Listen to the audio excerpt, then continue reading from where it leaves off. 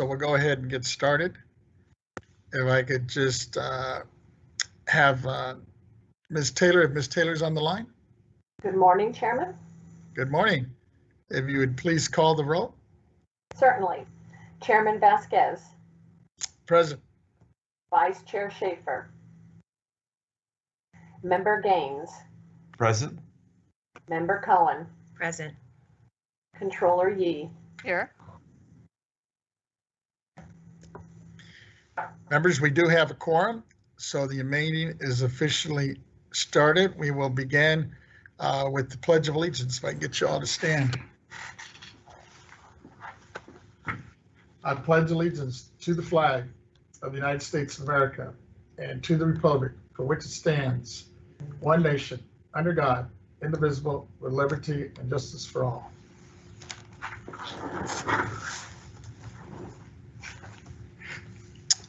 With that, just a friendly reminder to everyone, especially those guests that will be joining us a little bit later and those that are on now, that both the members and our invited speakers are all simultaneously on a shared open teleconference line. And patience is needed to keep the audio clean and clear. Please ask for your turn to speak after each presentation as concluded, so the transcriptions can clearly hear and properly record the meeting. Thank you. With that, let me turn to the members. Do we have any comments before we take up the first order of business? And I see a hand there from Member Cohen. Yes, good morning, colleagues. Good morning to you. I just wanted to recognize that November is Veterans Month, and certainly as members of the Board of Equalization, we do a lot of work to help veterans with various exemptions and answer tax questions, property tax questions that they may have. And so I just wanted to take a moment to recognize the veterans that may be listening, or veterans that might be on staff, or even veterans in our own family. Thank you. Thank you. Yes, I know there was several events going on this last week. I had the opportunity to attend a few, but that's a great opener. Any other opening comments or questions before we begin? Hearing and seeing none, let me ask Ms. Taylor, she would please announce our first order of business. Our first order of business is an announcement regarding public teleconference participation. Good morning, and thank you for joining today's Board of Equalization meeting via teleconference. Throughout the duration of today's meeting, you will primarily be in a listen-only mode. As you may know from our public agenda notice and our website, we have requested that individuals who wish to make a public comment fill out the public comment submission form found on our additional information webpage in advance of today's meeting, or alternatively, participate in today's meeting by providing your public comment live. After the presentation of an item has concluded, we will begin by identifying any public comment requests that have been received by our board proceedings staff, with the AT&T operator providing directions for you to identify yourself. After all known public commenters have been called, the operator will also provide public comment instructions to the individuals participating via teleconference. Accordingly, if you intend to make a public comment today, we recommend dialing into the meeting on the teleconference line, as the audio broadcast on our website experiences a 1 to 3 minute delay. When giving a public comment, please limit your remarks to 3 minutes. We ask that everyone who is not intending to make a public comment please mute their line or minimize background noise. If there are technical difficulties when we are in the public comment portion of our meeting, we will do our best to read submitted comments into the record at appropriate times. Thank you for your patience and understanding. Thank you, Ms. Taylor. If you would please call our first agenda item. Our first item is B, Property Tax Appeals Hearing. Contribution disclosure forms are required pursuant to Government Code Section 15626. Board Proceedings has received contribution disclosure forms for this morning's hearings from the parties, agents, and participants. No disqualifying contributions were disclosed. All parties, agents, and participants are on the memorandum provided to your office. This is a constitutional function. Before today's hearing is formally announced, there is a preliminary ex parte communication disclosure that needs to occur on the record. Please note that an ex parte communication has occurred on Lodi Gas Storage LLC and Wild Goose Storage LLC, which included both oral and written communications with a third party. The BOE member has provided a memorandum outlining the communication to the board proceedings staff, and the memorandum has been made part of the record. In addition, board proceedings has provided notice to the parties and provided the parties with an opportunity to be heard. At this time, none of the parties has requested an opportunity to address the ex parte communication. As a result of this ex parte communication, Member Gaines has indicated that he will recuse himself from the consideration of Lodi Gas Storage LLC and Wild Goose Storage LLC to avoid the appearance of bias. Member Gaines will mute and turn off his camera during the discussion of these matters. It is noted for the record that the board still has a quorum to hear both cases.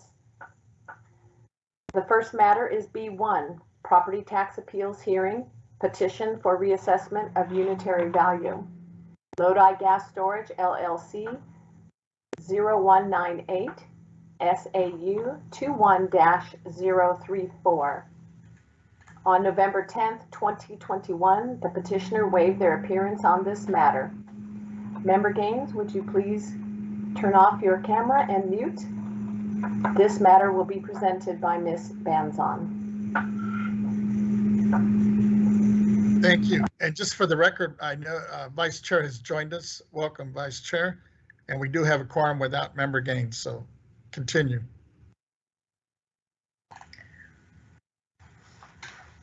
Chairman Vasquez and honorable members of the board, good morning.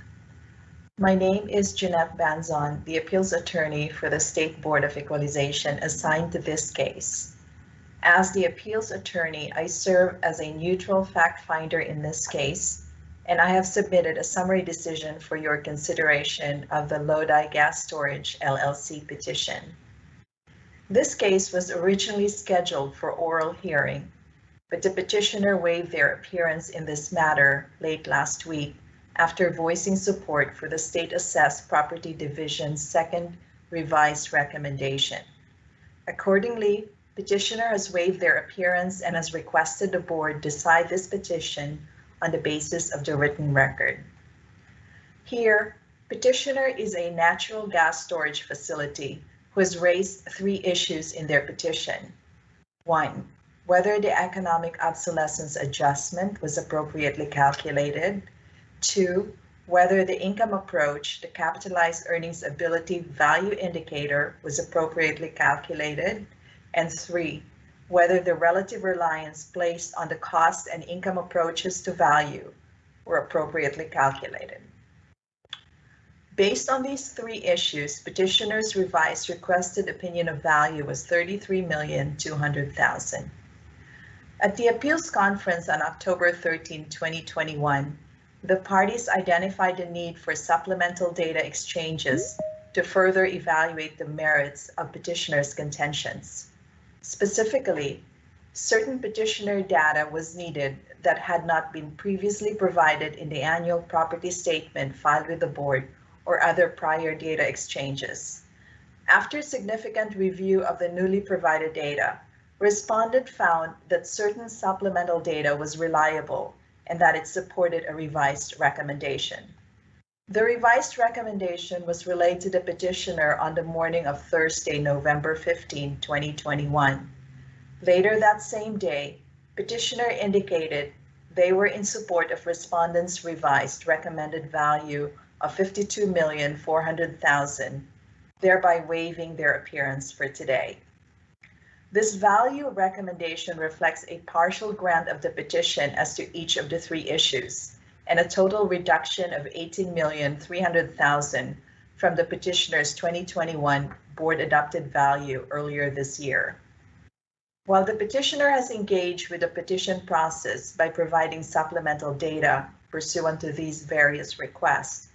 Respondent and the appeals attorney have also relayed the need for the petitioner assessee to include certain data within the petitioner's future property statements.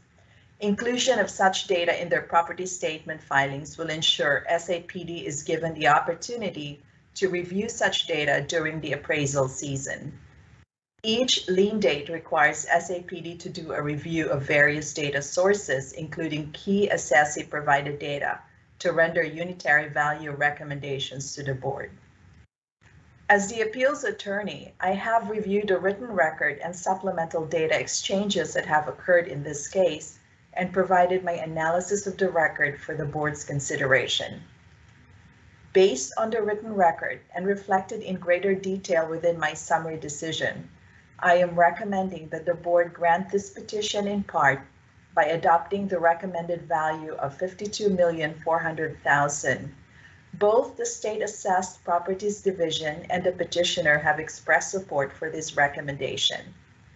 I ask for the board's adoption of my recommendation. This concludes my presentation for Lodi Gas Storage LLC. I'm available to answer questions. Thank you. Thank you. I just have a quick procedural question if nobody else has a comment or question.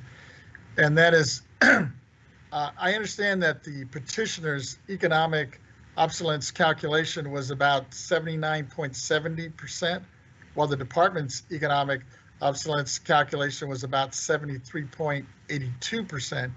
Using the petitioner's proposed methodology using EBITDA, what accounted for this difference if the EBITDA methodology was deemed reliable, and why wasn't the petitioner's 79.70% calculation acceptable? Thank you for your question, Chairman Vasquez. So when supplemental data is submitted to support a request for an increased economic obsolescence adjustment during the petition process, the data submitted must be verifiable and must be reviewed for reasonableness and appropriateness prior to accepting any petitioner's request for further adjustment. This is consistent with the board's published guidelines on substantiating additional obsolescence. So here, as part of the supplemental data submission, petitioner has provided additional data on claimed revenue and expenses, which the SAPD reviewed and verified. However, the revenue and expense amounts claimed by the petitioner were then adjusted by SAPD for consistency with the relevant property tax rules and appraisal principles. This verification, review, and adjustment process accounts for the difference you have highlighted. So in general, verification and review of petitioner provided data is essential in both appraisal and petition process. Thank you. Thank you. Members, do we have any procedural questions or comments for Ms. Branson? Seeing and hearing none. Ms. Taylor, do we have any public comments on this? We do not have any written public comments. Can we check with AT&T? Certainly. AT&T moderator, please let us know if there is anyone on the line who would like to make a public comment regarding this matter.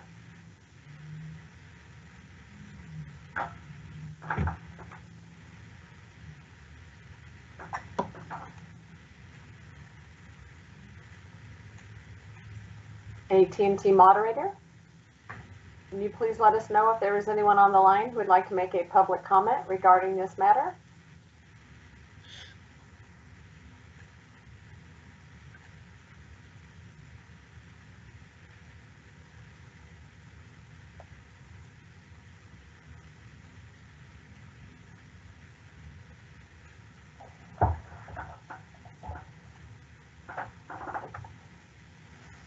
I believe we have a technical difficulty. Are they hearing us or not yet? They can hear us, but we cannot hear him back. Oh, okay.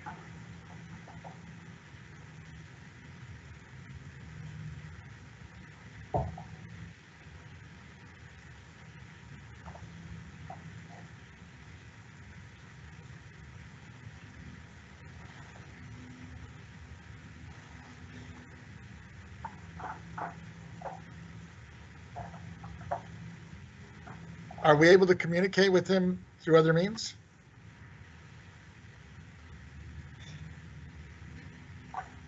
We're working on that right now.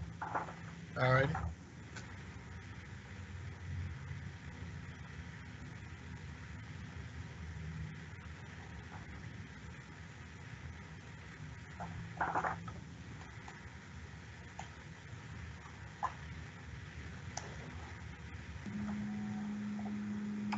All right, we are being informed by CDTFA that the AT&T moderator needs to press *6 to unmute himself.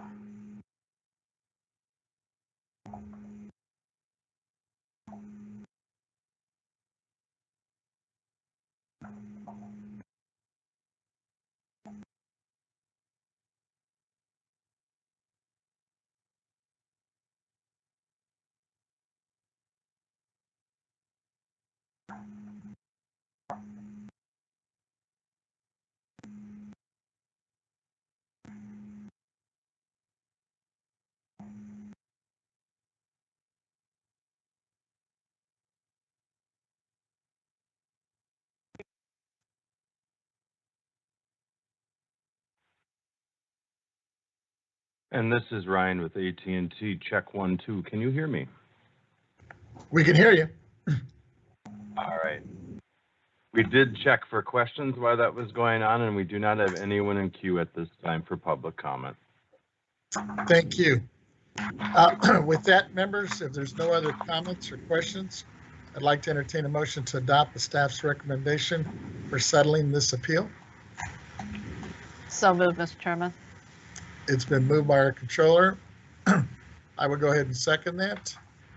And Ms. Taylor, if you can please call the roll. Chairman Vasquez, Aye. Vice Chair Schaefer, Aye. Member Cohen, Aye. Controller Yee. Aye. Ms. Cohen, we have you as an aye, is that correct? That is correct. Thank you. So that's unanimous of those present, with Member Gaines abstaining and not participating. With that, Ms. Taylor, if you please call the next item. Our next item is E3, Tax Program Non-Appearance Matters Adjudicatory, Legal Appeals, Property Tax Matters, Petitions for Reassessment of Unitary Value. A, Wild Goose Storage, LLC, 0195 SAU 21-036. B, Central Valley Gas Storage, LLC, 0104 SAU 21-030. C, Gill Ranch Storage, LLC, 0121 SAU 21-035. Contribution disclosure forms are required pursuant to Government Code Section 15626. Contribution disclosure forms were not received for any matter stated prior to the beginning of the board meeting.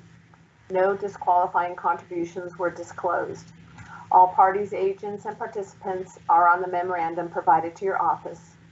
Forms were missing from the following entities: Wild Goose Storage, LLC, Central Valley Gas Storage, LLC, Gill Ranch Storage, LLC.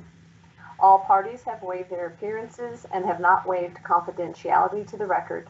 This is a constitutional function.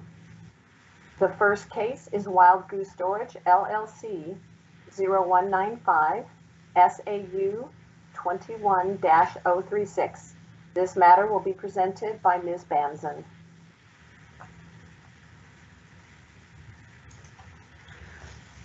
Thank you, Chairman Vasquez and honorable members of the board. Good morning. Jeanette Banzan here, appeals attorney for the State Board of Equalization assigned to this case. I have submitted a summary decision for Wild Goose Storage LLC petitioner for your consideration. In this case, petitioner has waived their appearance and is requesting the board to decide this petition based on the written record. Here, petitioner is a natural gas storage facility was raised 3 issues in their petition. First, whether the economic obsolescence adjustment was appropriately calculated. Second, whether the income approach value indicator was appropriately calculated. And third, whether the relative reliance placed on the cost and income approaches to value were appropriate. Based on the written record and reflected in greater detail within my summary decision, I am recommending that the board grant this petition in part by adopting the revised recommended value of $113,500,000. Both the State Assessed Properties Division and the petitioner have expressed support for this recommendation. I ask for the board's adoption of my recommendation. This concludes my presentation for Wild Goose Storage LLC. Thank you. Ms. Benson, on a procedural matter, are we going to handle each one separately? Because I noticed there was 3 here. Yes, yes, Chairman Vasquez. We will be handling each one separately. Okay, because I know Member Gaines is not participating just on the Wild Goose, but will be participating in the other 2. Is that correct? That is correct. Okay. Any other procedural questions of Ms. Benson from any of the members? Seeing and hearing none. Do we have any written comments on this, Ms. Taylor? Chairman Vasquez, we do not have any written comments. Can we check to see if AT&T, if there's anybody on the line who wishes to speak on this matter? Yes. AT&T moderator, can you let us know if there is anyone who wants to make a public comment on this matter? Certainly, ladies and gentlemen, if you'd like to make a public comment, please press 1, then 0 at this time. Once again, it's 1, 0.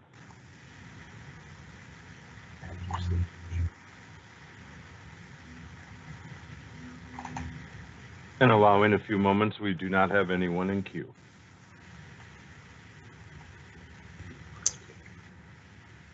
Thank you. With that, hearing and seeing no other comments or questions, I'd like to entertain a motion to accept the staff's recommendation with including the stats. So moved, Mr. Chairman. Yes. It's been moved by our controller. I would second that, Vice Chair Schaefer. Vice Chair Schaefer is seconding that. Ms. Taylor, will you please call the roll on that motion? Certainly. The motion is to adopt staff's recommendation. Chairman Vasquez. Aye. Vice Chair Schaefer. Aye. Member Cohen. Aye. Controller Yee. Aye. So that's unanimous of those present and are able to vote. With that, Ms. Manson, are you going to continue, or is it? Chairman Vasquez, Taylor. this is Ms. Taylor. I'll call the next case. Thank you. Member Gaines, please rejoin the meeting.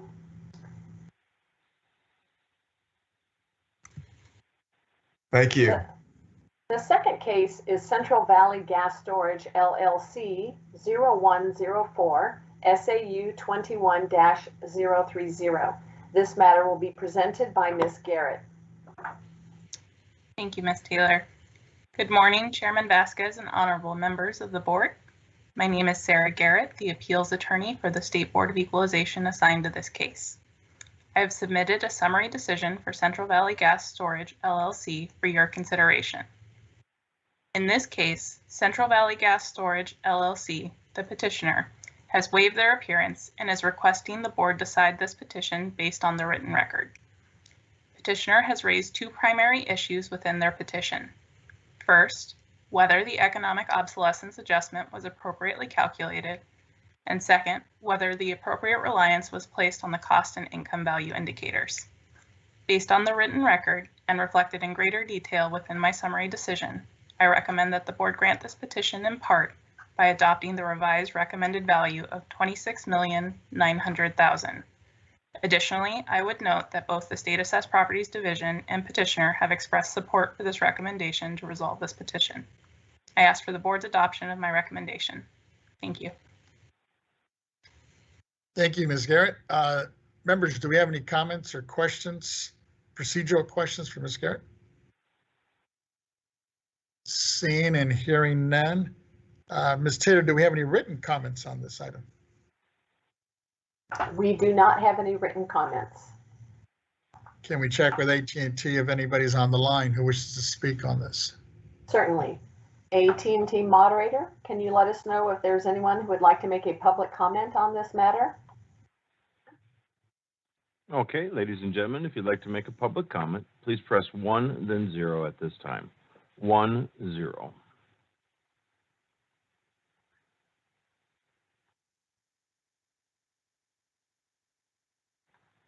And we do not have anyone in queue at this time.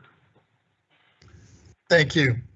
With that, members, seeing no other comments or questions, I'd like to entertain a motion from any of the members supporting the staff's recommendation. So moved, Mr. Chairman. It's been moved by our controller. I will go ahead and second that. Ms. Taylor, if you would please call the roll. The motion on the floor is to adopt staff recommendation. Chairman Vasquez, Aye. Vice Chair Schaefer, Aye. Member Gaines, Aye. Member Cohen, Aye. Controller Yee. Aye. So that's unanimous of all those present. Ms. Taylor, if you please call the next case. The next case is Gill Ranch Storage LLC 0121 SAU 21-035. This matter will be presented by Ms. Banton. Thank you, Ms. Taylor. Chairman Vasquez and honorable members of the board, good morning. My name is Jeanette Banzon, the appeals attorney for the State Board of Equalization assigned to this case. I have submitted a summary decision for Gill Ranch Storage LLC petitioner for your consideration. In this case, petitioner has waived their appearance and is requesting the board to decide this petition based on the written record. Here, petitioner is a natural gas storage facility who has raised two primary issues in their petition. First, whether the income approach value indicator was appropriately calculated, and second, whether appropriate reliance was placed on the cost and income value indicators. Based on the written record and reflected in greater detail within my summary decision, I recommend that the board grant this petition in part by adopting the revised recommended value of $18,800,000, and both the State Assessed Properties Division and the petitioner have expressed support for this recommendation. I ask for the board's adoption of my recommendation. Thank you. Thank you, Ms. Manson. Members, do we have any comments or questions, procedural questions for Ms. Manson? Oh, I see Vice Chair's hand. Go ahead. But you're muted, I believe. Catch that. I just, Vice Chair Schaefer, I just like to ask, what was the assessment and what is it now? And what is the change? Thank you for that question, Vice Chair Schaefer. The assessment for Gill Ranch Storage initially is the board adopted unitary value was $22,300,000, and the current the revised appeal recommendation is $18,800,000. That's very good. Thank you. Thank you. Any other comments or questions? Seeing no other hands, Ms. Taylor, do we have any written comments on this item? We do not have any written comments. Can we check with AT&T if anybody's on the line? Yes. AT&T moderator, can you let us know if there is anyone who would like to make a public comment on this matter? Okay, as a reminder, if you'd like to make public comment, please press 1, then 0 at this time. 1, 0.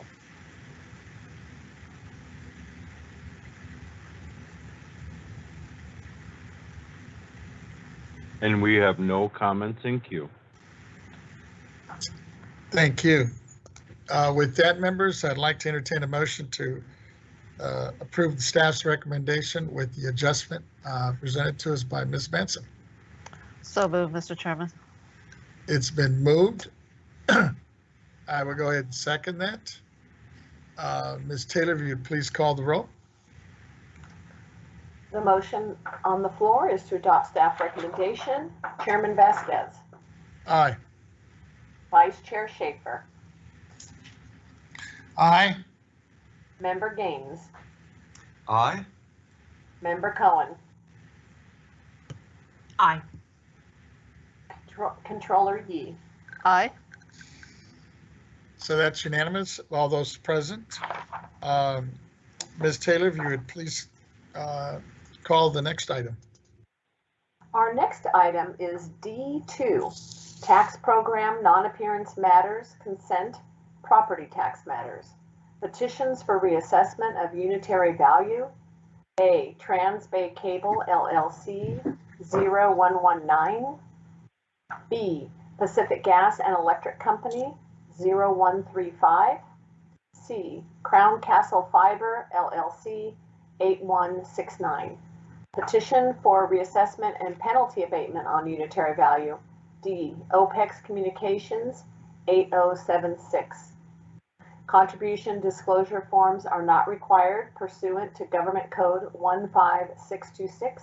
This is a constitutional function. This matter will be presented by Mr. McCool. Good morning, Chair Vasquez and honorable members of the board. I am Jack McCool, Chief of the State Assessed Properties Division. Before you today for your consideration and adoption are 3 petitions for reassessment of unitary value and 1 petition for reassessment and penalty abatement of unitary value. For all of these matters, staff and petitioners are in agreement on the recommendations. I ask for your adoption. Thank you. Thank you. Members, do we have any procedural questions or comments for Mr. McCool? Seeing and hearing none. Ms. Taylor, do we have any written comments on these items? We do not have any written comments. Can we check with AT&T if anybody's on the line? Yes. AT&T moderator, can you let us know if there is anyone who wants to make a public comment on this matter? And if you'd like to make a public comment, please press 1 then 0 at this time. 1 0.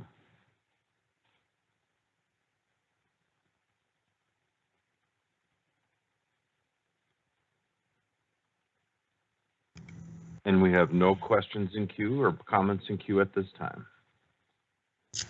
Thank you. If there are no further comments or questions, I'd like to entertain a motion to adopt the staff's recommendation for settling these appeals. I would so move. Moved by our Vice Chair Schaefer. It's been seconded by our controller. With that, Ms. Taylor, if you would please call the roll. Yes, the motion on the floor is to adopt staff recommendation. Chairman Vasquez, Aye. Vice Chair Schaefer, Aye. Member Gaines, Aye. Member Cohen, Aye. Controller Yee. Aye. So that's unanimous of all those present. Ms. Taylor, if you would please call the next item. The next item is J1, Administrative Consent Agenda, Approval of the Board Meeting Minutes. The minutes of October 19 through 20, 2021 were attached to the public agenda notice for your consideration. Thank you, Ms. Taylor. Members, the proposed minutes from the October board meeting do not include the work group discussion on the wine industry and the wine growers' excise tax data. There was a question regarding including the work group minutes in the regular October board meeting minutes, but since the board has not yet finalized an operational plan for the work groups, I recommend work groups' actions should be in the regular meeting minutes. We have a duty to provide a record of all of our public meetings, so I encourage the board to authorize board proceedings to amend the regular meeting minutes to include the work group discussion, and that we wait until December to approve the corrected minutes. We can further discuss the operational plan later today when we take up the work group charter discussion. Member Cohen and Member Schaefer, do we have some direction or a motion that you would like to offer on this?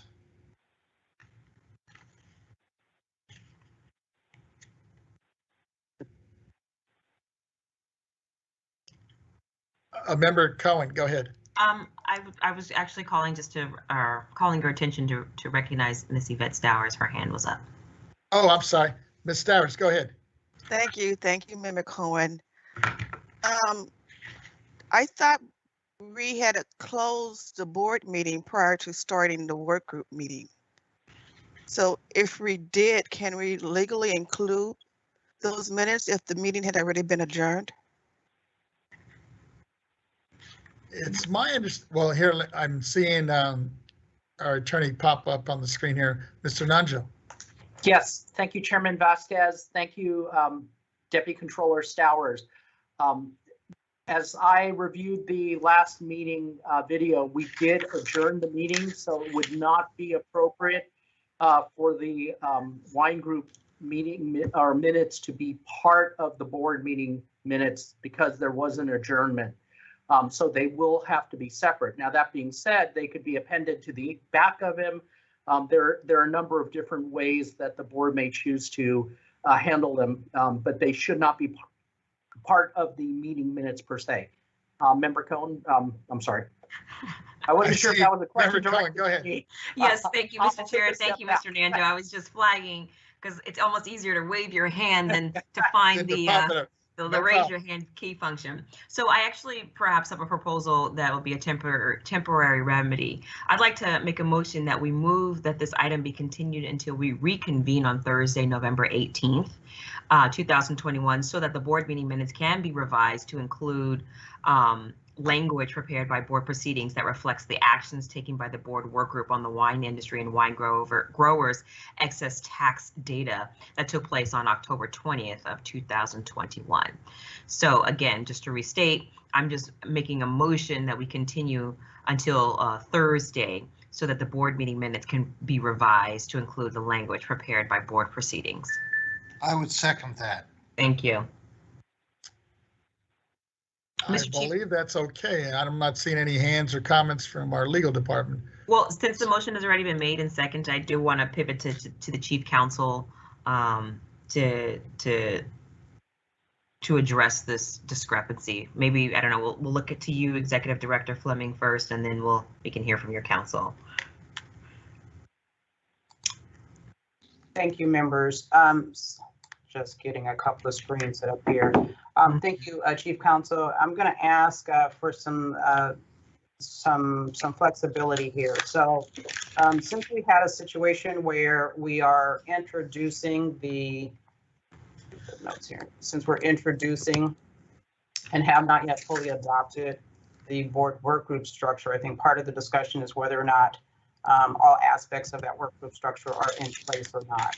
So in this case specifically, even though we adjourned the regular meeting and then moved to the work group meeting, as we can have some flexibility, and I'm just asking for the parliamentary team behind me to just make sure that I'm on point with this. We can ask that the amendments to the minutes be revised, and then we can reconsider those at the Thursday meeting. You also have the option of taking this under consideration at the December meeting. If the collective board wants to proceed with making some revisions and then just deferring them to on Thursday, that's an option. It's an option that we can pursue. The key for us is to make sure that it's accurate and then it's transparent. So the regular board meeting minutes have already been posted to the board, so that information is there. It's just an issue of if the board wants to proceed with taking these revisions under consideration and moving it to Thursday, you can do that, or you can table them to December. And just making sure that the language is clear as to exactly what we're doing to support the transparency. So that way, if any taxpayer or somebody goes back and looks at it, they can understand what happened at the October meeting, what the minutes that are currently posted as the J1 item on the PAN, look at those minutes. If you have the public discussion, that can be incorporated as a part of our go forward plan. So I just ask my parliamentary team just to confirm, give me a thumbs up or an adjustment if I need to revise that statement, please. So Executive Director Fleming and Member Cohen, that is generally correct. We can do something like that. I think from a legal and parliamentary procedure standpoint, we just need to be able to show that the regular board meeting was adjourned, but we can either have the minutes continue either in text or through an appendix. There are various ways that we can show that, but the operative point is the details of the discussion of the work group and the board's actions can be shown in a document, whether it's appended, whether it continues or what have you, as long as it's clear for historical purposes that the adjournment occurred and then we went into the work group. I concur. So the clarity is just make sure that there is a clear and accurate record of the actions that were taken at the October meeting, so that is in essence documented and recorded, the actions that are occurring today, and then the actions that are, so as long as that historic record is correct and accurate, it's the board's pleasure if they want to take this up now or table it till December. Quick question just for clarification. So I've reviewed the minutes as well, and the minutes of the board meeting that was held on October 19th and 20, and I'm not comfortable necessarily voting on it. I think there's a little bit of discrepancy in the interpretation of what transpired.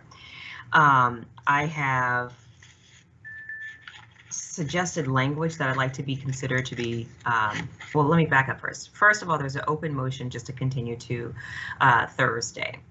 And so in discussion with that open motion, I'd like for you to consider this language for Thursday. I'll read it. The Wine Industry and Wine Growers Excess Tax Data Board Work Group met at 4:23 p.m. via teleconference with Mr. Vasquez, Mr. Schaefer, Mr. Gaines, Ms. Cohen present. Ms. Stowers present on behalf of Ms. Yee in accordance with the Government Code Section 7.9. The Board work Group on Wine Industry and Wine Growers Excess Data. Mr. Schaefer and Ms. Cohen made introductory remarks regarding discussion of issues, options, and possible actions to address concerns raised by the Wine Institute regarding access to wine growers' excess tax data. There was a speaker, Mr. Tim Smeltzer, who was the Vice President of California State Relations Wine Institute. The recommendation of the work group upon a motion that I made, seconded by Mr. Schaefer and unanimously carried, Mr. Vasquez, Mr. Schaefer, Mr. Gaines, myself, and Ms. Stowers voting yes, and the work group directed the executive director to report back to the board at its November meeting on a possible administrative solution that allows disclosure of volumes of sales data and other relevant information filed by individual wineries extracted via the winery's zip code, which would continue to preserve the individual's confidentiality of the taxpayer. You may recall that Mr. Tim Smeltzer, who is the Vice President of the California State Relations Wine Institute, there's a recommendation of the work group saying that upon the motion that I provided, seconded by Mr. Schaefer, and then also carried out by the board, all of us voting yes, noting that Ms. Stower voted no, that the work group agreed to support in concept a legislative solution that allows the dissemination of data and information sought by the wine industry. And then the work group adjourned at 4:52 p.m. and the foregoing minutes are adopted by the board on November 16th or 18th of 2021. So that is the language that I wanted to make sure that we read into the record. It is my hope that we will be able to reconcile this discrepancy on the minutes. And so that is why I'm asking for us, or for you, to consider just tabling this discussion until the next time we meet, which is going to be on Thursday. And Mr. Chair, again, the motion has already been made. I think that it's a fair thing to ask if we just have an opportunity to work on this a little bit more Thursday. Thank you. With that, I see a hand from Member Gaines. Is that on the motion, Member Gaines? Yes, it is. If I could just ask a question of Member Cohen. Yes, sir. Can you, okay, so thank you for reciting the amendments that you want to make, but can you just clarify for me exactly what we're changing from the original minutes? What is it that there was an issue with that we need to resolve? So it appears that the staff have been navigating between the adoption of our charter for work group and then current circumstances. And so at this time, we haven't adopted the charter. And with that in mind, I'd like, board proceedings to read the proposed amendments into the record this morning. So that I think that would bring clarity to you, Mr. Gaines. Board proceedings, are you able to do that? To read into record the proposed amendments? Ms. Cohen, this is Ms. Taylor speaking. Hello. I believe that if you are reading from the sample minutes that we provided on early November, I believe I can read them back. I have them up. They may not be exactly because it's hard to catch it that quickly, but I believe we're on the same page. Okay, so Mr. Gaines, what I read are the amendments that I am proposing. I'm not sure if I'm understand fully your question. If you feel like I didn't answer it, it's because I didn't fully understand it. Maybe you could restate it. I'm trying to clarify what was wrong with the original minutes. I know that we have to have separation because we did have adjournment, and Member Stowers brought that up and clarified that. The original minutes don't include the written amendment. That's all. And so what I'd like to do is just go ahead and call for the vote just so we can take up this discussion on Thursday. And then also that would give you an opportunity to read the amendments that I'm proposing that we vote on, that we discussed in last month's meeting. Does that make sense? Is that yeah, I'm comfortable with what you read to us. Okay. Okay. Okay. Thank you. But I was just thinking in the essence of time, if we were just to continue to Thursday, we could pick up the item on Thursday. So if I'm understanding this correctly, the motion is basically just to really just kind of table this until Thursday, giving staff the opportunity to go back to the minutes and bring them back to us with the revision and see if we all agree on those revisions on Thursday. Yes, sir. That is exactly right. Okay. I see no problem with that unless I see any other hands or comments from members or staff. Seeing no hands or comments, Ms. Taylor, if you would just call the roll on the motion. Okay, the motion on the table is to move this item to be continued until you meet on Thursday, December 18th, to allow the minutes to be revised as provided by Ms. Cohen and discussed on Thursday. Is that correct? That is correct. Thank you. Thank you. Chairman Vasquez. Aye. Vice Chair Schaefer.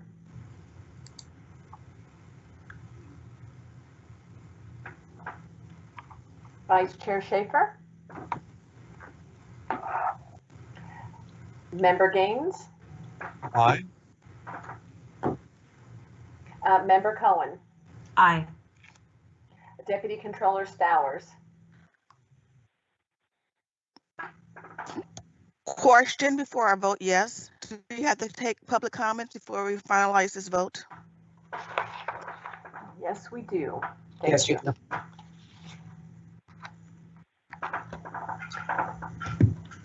Ms. Taylor, do we have any written comments on the minutes? We do not have any written comments on the minutes. Can we just check with AT&T real quick before we finish our vote? Certainly. AT&T moderator, can you let us know if there is anyone who would like to make a public comment on this matter? Okay, if you'd like to make public comment, please press 1, then 0 at this time. 1, 0.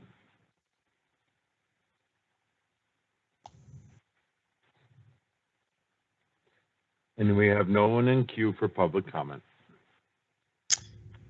With that, just on a procedural matter, I guess we should go back and just retake the vote then, just to be safe. Ms. Taylor, if you would just call the roll on the motion now. All right, I'm calling for a second time. Chairman Vasquez. Aye. Vice Chair Schaefer. Member Gaines. Aye. Member Cohen. Aye. Deputy Controller Stowers. Aye. And it's my understanding the vice chair may not be voting because I think he might have dropped off on the call here. So We'll see when he reconnects. Yeah, we could leave the vote open until he reconnects. Yeah, Why don't we do that? My recommendation is to leave the vote open and allow him to rejoin, and then we can come back to that item. All righty. Why don't we do that? And while we're waiting, Ms. Taylor, if you would please call the next item. The next item is K1A, Executive Director's Report, Operational Priorities. Report on the status of pending and upcoming operational priorities. This matter will be presented by Ms. Fleming. Good morning, Chairman Vasquez and honorable members. I'm Brenda Fleming, the Executive Director. Today's report will provide updates on our priorities and significant accomplishments since last month's meeting. Members, we held the Advisory Council kickoff meeting on November 2nd. As you know, the purpose of the Advisory Council is to provide a forum for the Executive Director to receive input with a diversity of perspectives on matters relating to the exploration and development of approaches and best practices to address the many complex tax issues which confront California citizens, businesses, and policymakers. As I've shared previously, the council members consist of the same industry groups that were represented in our prior advisory councils. As this was the kickoff meeting, members, for reestablishing the forum, at this meeting, we really provided the members of the council with an overview of the Board of Equalization then and now, and discussing the changes that occurred since 2017. Additionally, the council members focused on general business items. Fundamentally was an adoption of the charter and the bylaws, and some discussion about meeting schedules going forward. So the general discussion was the bylaws and charter were fully adopted and we'll have 2 meetings per year, typically the first half of the year, tentatively February timeframe, and probably later, second one in the year would be in the October timeframe. So we're looking forward to also ongoing meetings. My plan, members, there is as significant information is coming out of those meetings. I'll summarize that information to make sure that you're fully informed, especially for the rich content that we gather from it. That gives some more material for us to work with as we continue to make improvements to our environment and modernization activities going forward. So really looking forward to it. I'm very thankful and very grateful to all of the council members for their participation and the time that they shared with us. It's just a rich body of industries that we've been working with and are important to our success. So thank you. If the council members are listening, thank you to all of them also. Next, members, as a reminder, this is related to our board meetings and resuming them in person. Through January of 2022, January 31st of 2022, per Assembly Bill 361, we'll continue our board meetings to be remote. Our tentative plan, however, is to begin in-person meetings at the 450 N Street location beginning in February, all things continuing to move forward successfully with COVID and our ability to have those meetings proceed. BOE staff members have been working with our partners at CDTFA to make sure that the 450 N Street boardroom is prepared to resume those public meetings in person, including some improvements with some newer technology. We are hoping and planning that we can continue to utilize the video conference technology and the AT&T technology as we've been doing in this environment, which would allow the public participation remotely, even though the board members and staff would be in the boardroom. As we approach that timeframe, members, I will continue to provide you with updates on how it goes. If any of you are going to be in the Sacramento area in between now and that February timeframe, we'll be happy to have you join me to take a walkthrough of the boardroom so you can see what's going on there. So look forward to it. So of course, we were going to take all precautions to keep everyone, staff, board members, staff, and the public, of course, safe and healthy as we still continue just on the edge of sliding out of COVID, but we still have a few issues. So we just want to continue to err on the side of safety. But we do look forward to having in-person meetings again and joining you in that forum. If there's no questions, members, what I'd like to do is pass it over to staff and have them begin to give you updates on some of the other operational items. And then we look forward to continuing with the successful board meeting today. So thank you all for this opportunity.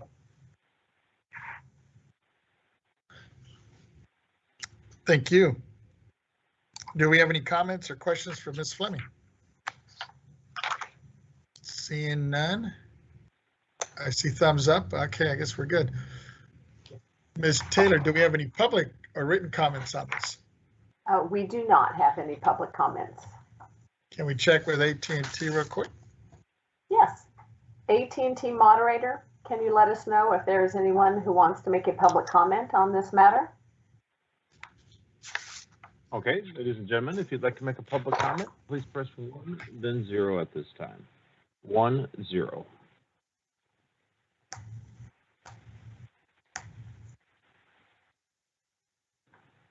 And we have no comments in queue. Thank you. With that, members, let's go back to our minutes or that motion. Now that I see Vice Chair Schaefer back on the line, just so we can finish the vote and close out that motion. Ms. Taylor, if you would put us back on the motion by Member Cohen and second by Vice Chair Schaefer. Certainly. We are revisiting our motion on J1, and the vote remained open in order to allow Mr. Vice Chair Schaefer to vote. The motion on the floor was to move that this item be continued until you meet on Thursday, December 18th, to allow the minutes to be revised as provided by Ms. Cohen. Vice Chair Schaefer, how would you vote? I would vote aye. Thank you. All right, so that's unanimous, members, and we'll close that out. And now let me go back to Ms. Taylor for our next item. Certainly. The next item is K1B, Executive Director's Report, Operational Priorities and Projects, Operational Priorities, Report on the Status of Operational Priorities. This matter will be presented by Ms. Renati. Good morning, Chairman Vasquez and honorable members. I am Lisa Renati, Chief Deputy Director. Today, I'll report on some of the agency's operational priorities and projects. The first item is in regard to our workforce capacity. For the last 2 years, the BOE management team has spent considerable effort to ensure our vacant positions are filled. Since our last meeting, we have filled 6 positions, including 2 important program supervisory roles and 4 staff new to the BOE. 85% of the agency's remaining vacancies are in active recruitment.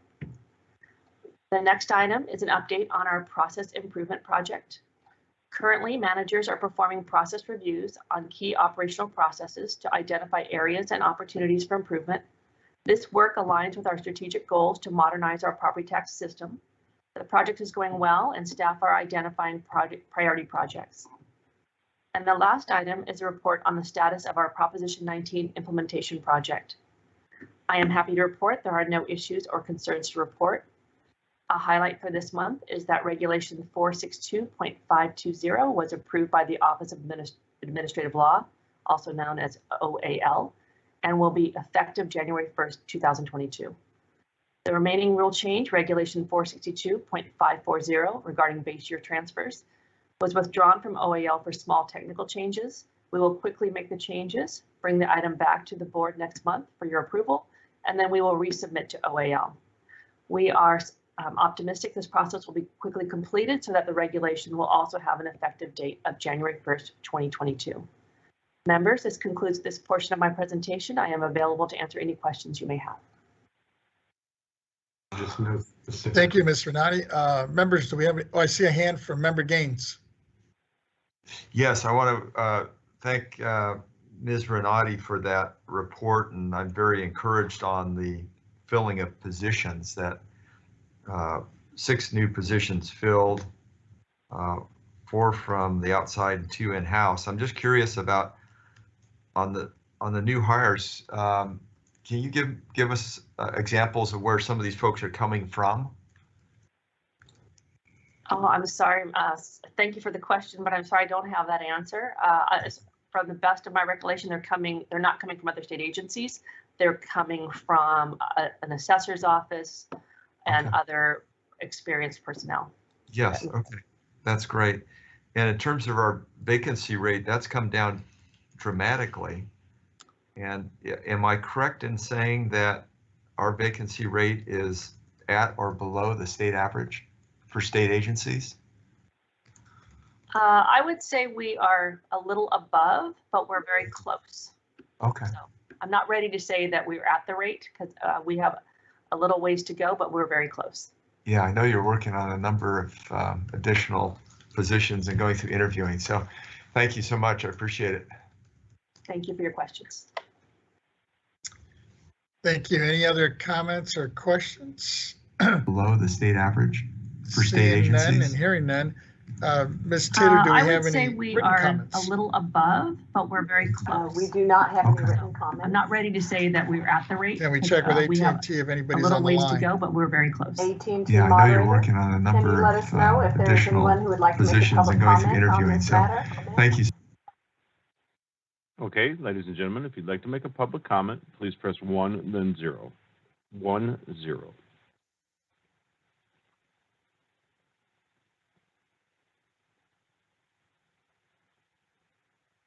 And we have no comments in queue. Thank you. Before I move on, Member Gaines, I think that's an old hand, right? I'm an old hand. Yeah. Okay. Just want to make sure I didn't move on and I forgot you there. Okay. Now I see a new hand though. Yeah. Member Cohen. Go ahead. Mr. Chair, I'm a new hand. You're a new hand. I just actually wanted to just clarify something. There was a misspoken error when the clerk was reading the last vote that we did with Mr. Schaefer. The vice chair voted on the wrong date. The clerk read December 18th. This is for the motion to bring back the board minutes on Thursday. It's supposed to be Thursday, November 18th, but the motion that was read and then voted on said December 18th. So I'm going to look to board proceedings just for clarification. I don't know if we need to go back and redo the vote. If so, I'll make a motion to amend that vote and then just be mindful that the date that we're looking to bring these minutes back to our meeting is for November 18th. And then colleagues also, if you'd like the executive director to, we could either read the amendments to you on the record. I reiterated them, but the executive director could read them, or we can also circulate them to you in writing, because I want to make sure that everyone is on the same page when this matter comes up on Thursday. So I guess I will point to board proceedings just for clarification. Thank you, Ms. Cohen. Yes, thank you, Ms. Cohen. This is Ms. Taylor. I think you are correct. My staff was sending me messages saying that they thought I said December 18th. I agree. We all thought November 18th in our minds. True. So I'll make a motion to rescind that vote. We can quickly restate the motion and make the vote, Ms. Taylor, or are you able just to make the correction without doing a vote? I think you could make a motion to just correct the date from December 18th to November 18th. That'd be the cleanest. All right, let's go with the cleanest route then. I'll make a motion to acknowledge that we will be sending the meeting minutes. We will be addressing the meeting minutes on November 18th, 2021. Not December 18th. I would second that. Thank you, Mr. Schaefer. Okay. Ms. Taylor, do we need to ask for public? I see a hand from Ms. Stowers. Yes, just clarification. I'm good with the motion.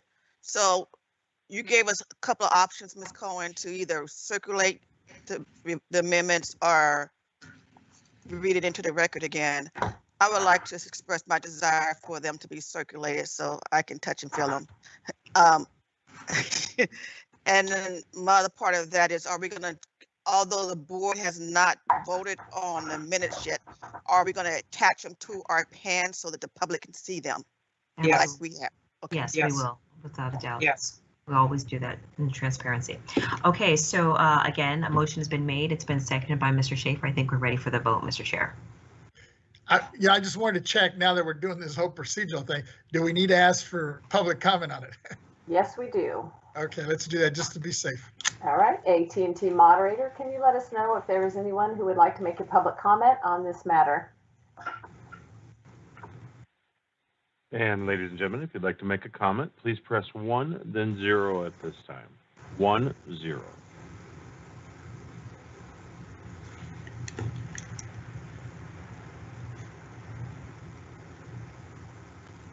And we have no comments in queue.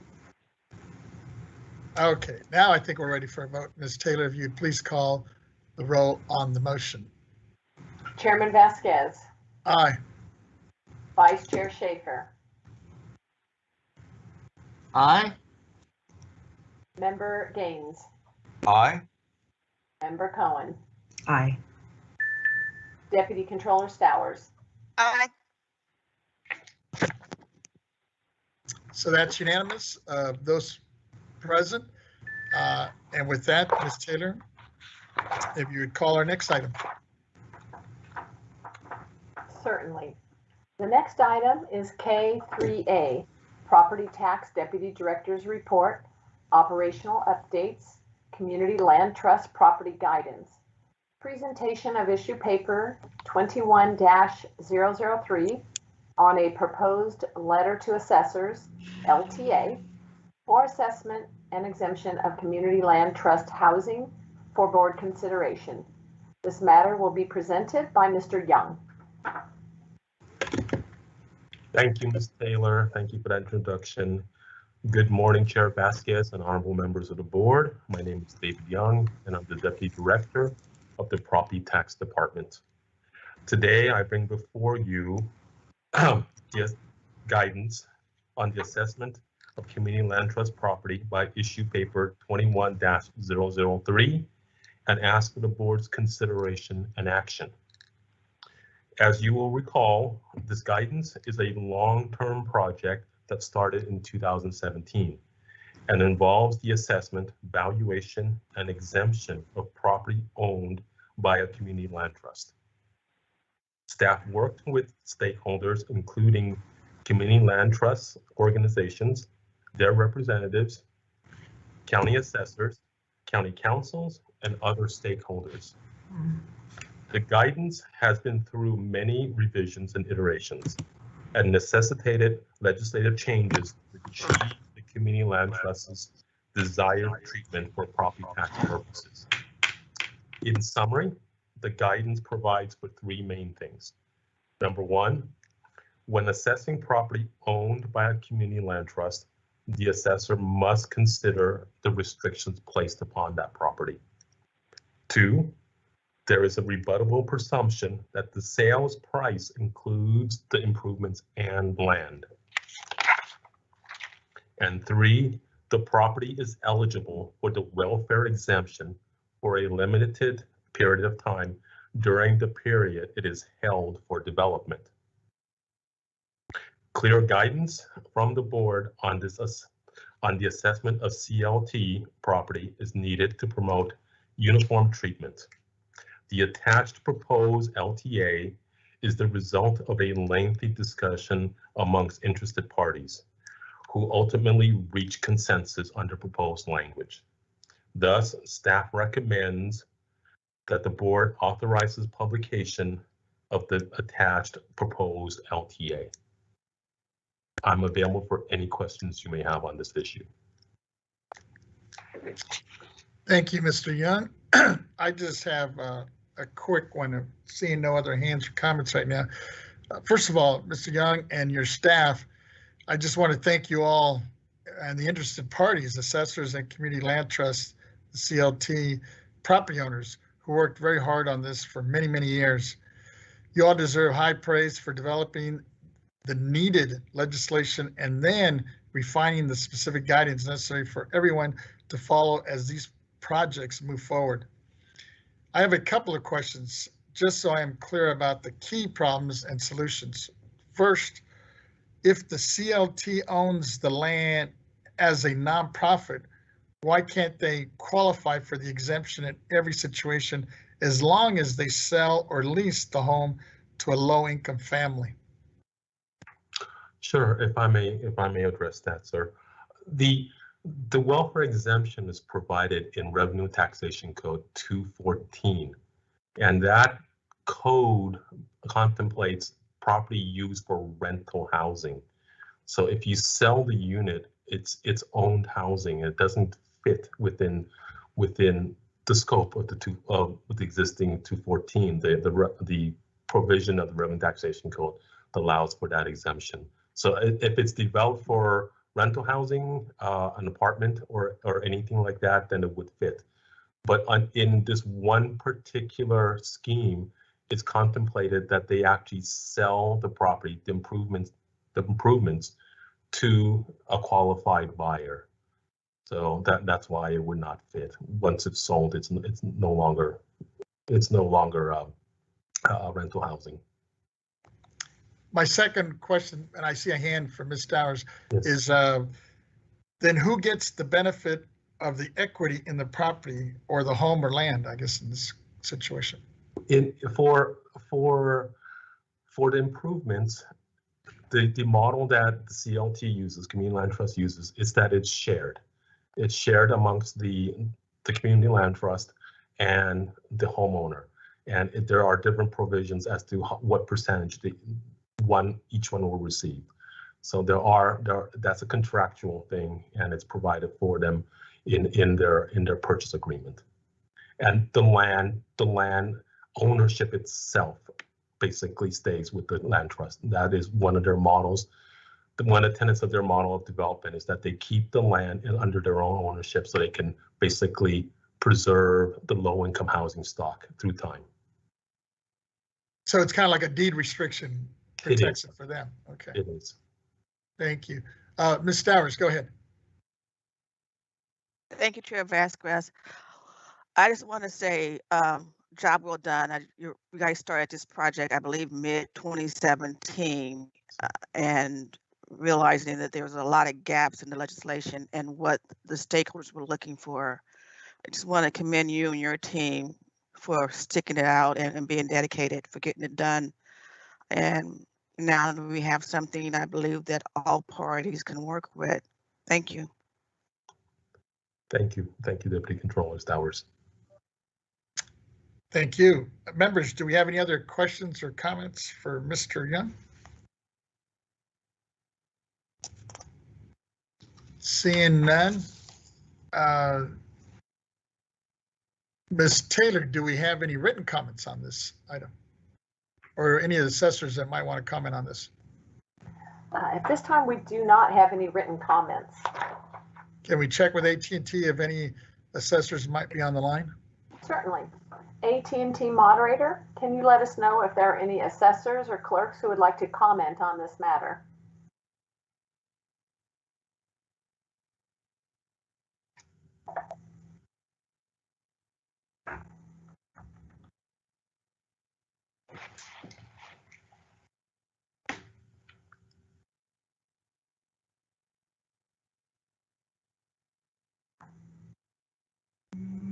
AT&T operator, can you let us know if there are any assessors or clerks who would like to comment on this matter?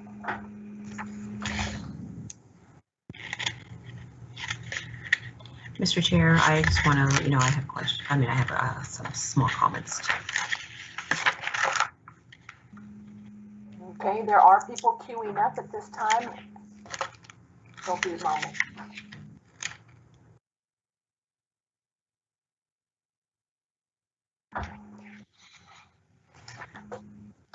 All right, the operator has muted himself, so we need to get him unmuted and then we'll be able to proceed.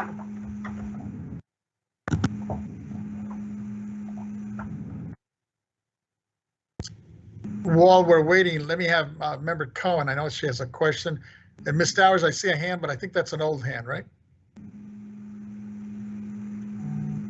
I see a smile. I guess it is. Member Cohen, you want to go ahead while we're waiting? Yes, I'll go. I've got about a minute and a half worth of comments that I just wanted to read to the record. So first, I always want to start with gratitude. Ms. Fleming, thank you for your staff and your leadership. Director David Young and Senior Counsel Richard Moon, I also appreciate your work and the alternatives that you have prepared for us today. As I stated on many occasions, the Board of Equalization needs to work with all the concerned taxpayers, all the parties, taxpayers, county assessors, practitioners, stakeholders, the legislature, as well as the governor's office. And we're doing this to ensure that we provide appropriate relief in response to the pandemic. I commend the drafts of statutory amendments to the Revenue Tax Code Section 155 and Government Code Section 15620. It seems that these amendments can provide the authority to extend deadlines for local governments to complete official acts during a calamity. I'm sorry, lost my notes here. I lost my notes, Mr. Chair. Please just come back to me later. We'll go ahead. Not a problem. Chairman Vasquez, this is Ms. Yes, go ahead. Taylor. I believe we have the AT&T operator back up and running. Let's go with AT&T. And as a reminder, if you do have a comment, please press 1 then 0. Our first comment comes from the line of Mark Darius. Please go ahead. Your line is open. Vasquez and board members, thank you very much. Just wanted to say thank you to staff and to the board for your consideration of the Community Land Trust and Network, as well as the Irvine Community Land Trust, which I represent. We support the action that's in front of you and are basically here just to answer any questions you may have.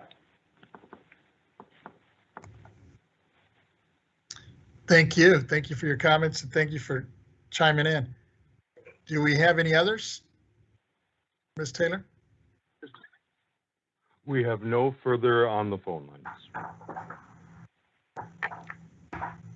Thank you. With that, Ms. Taylor,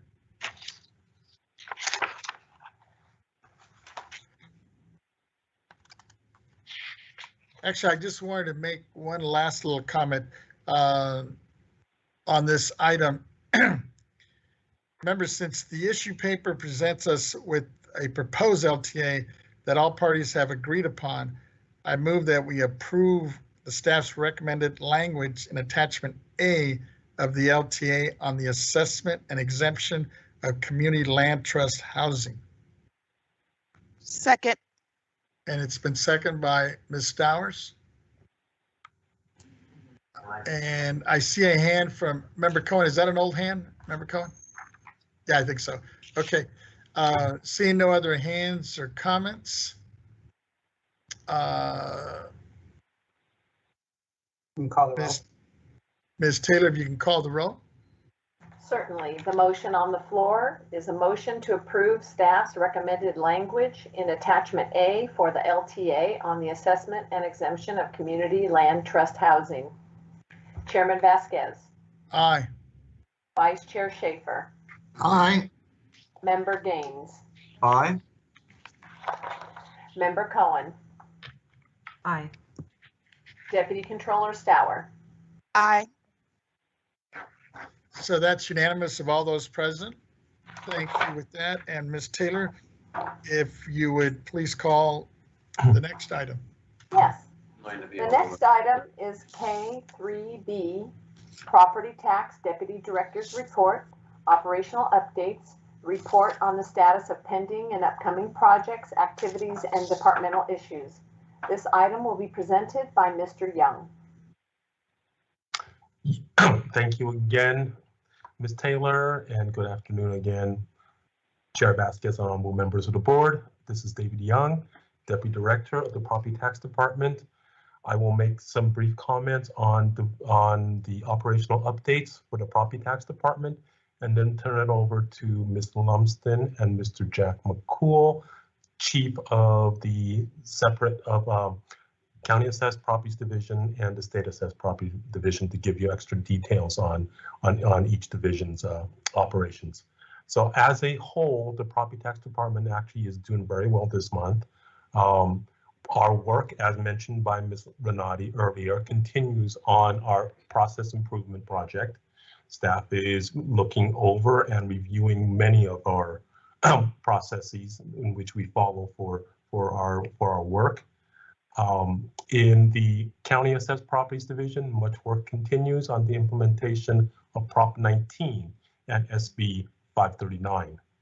For our State Assessed Properties Division, work continues on the assessment appeals and our audit of state assessees. So things are moving along well. We are actually we are doing, we are keeping up, and we're actually doing really well. So if there are no questions for me, I will turn it over to Ms. Lumsden to give the next 3 reports for the County Assessed Properties Division. Thank you, Mr. Young. Good morning, Chairman Vasquez and honorable board members. This is Patty Lumsden. I'm the Chief of the County Assessed Properties Division. Today, I'm going to be giving you 3 brief reports on the following 3 BOE programs: letters to assessors, appraisal training and certification, and assessment practices surveys. These brief reports are for your information only and do not require a specific action to be taken. First, I will start with a brief report on letters to assessors. Attached to the agenda this month is a memo on letters to assessors. This memo provides a list of the LTAs that have been issued since our last board meeting and provides a link to the BOE's website where a list of all LTAs issued to date can be found. So far to date for calendar year 2021, BOE staff have issued a total of 48 LTAs, and 2 of those LTAs have been issued since our last board meeting. The first LTA was to issue a report of salaries and benefits of employees for California County Assessor's offices, County Assessment Appeals Board members, county hearing officers, and those comparable positions from the BOE's Property Tax Department. And the second LTA provided notification that the BOE, after holding a public hearing, amended the following rules from the BOE's Rules for Tax Appeals. Those rules were 5216, 5240, 5262, and 5570. These amendments were approved by the Office of Administrative Law and became effective on June 21st, 2021. And that concludes my report on letters to assessors, and I'm happy to answer any questions you may have. Thank you. I see no hands or comments, so continue. Okay, I'll move on to my next report, which is on the BOE's appraisal, training, and certification.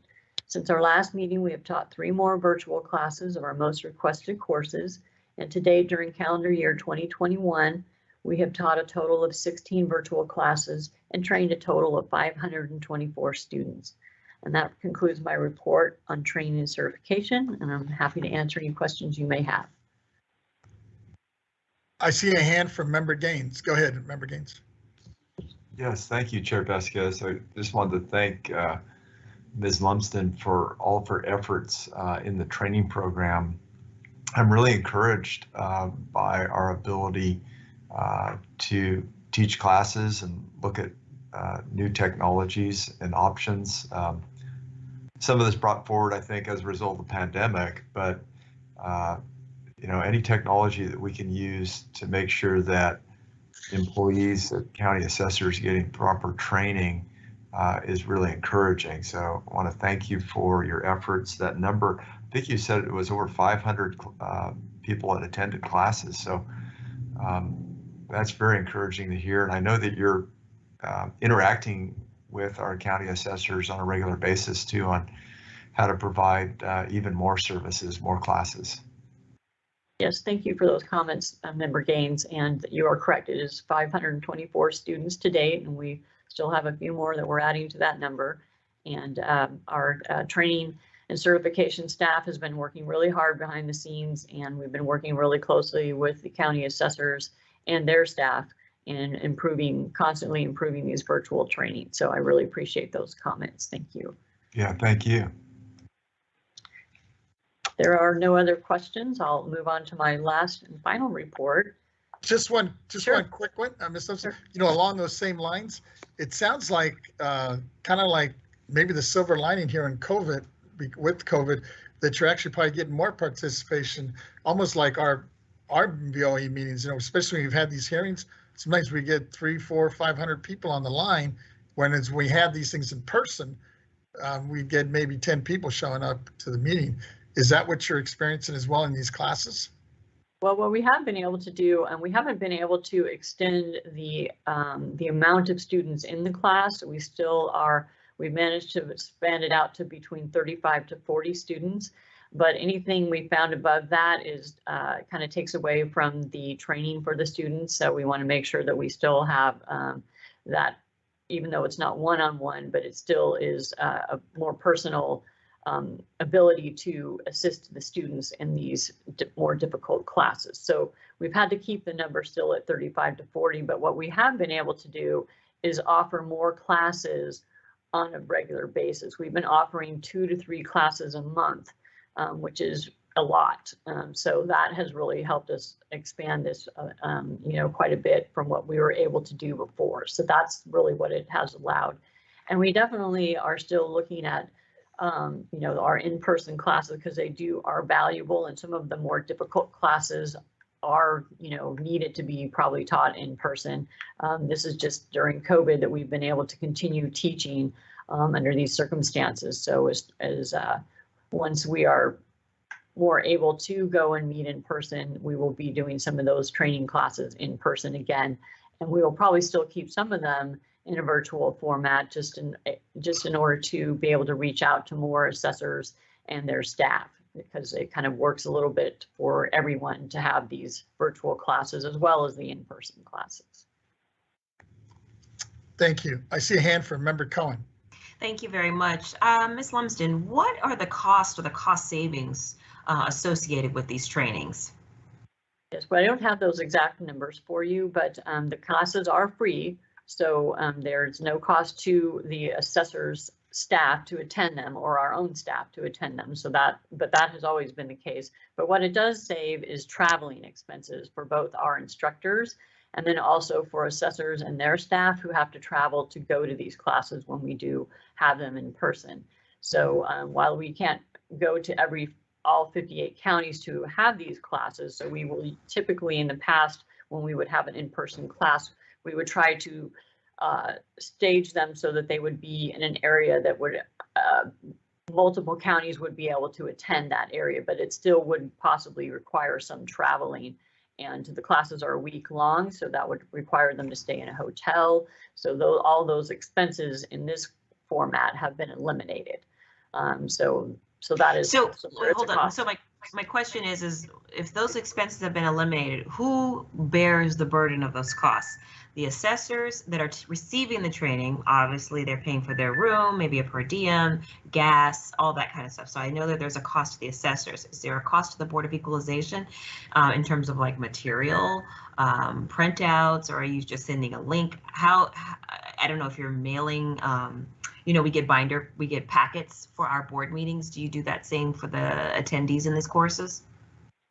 My understanding is we have links that we've provided to the students where they can go onto our assessor portal to collect those materials for the classes.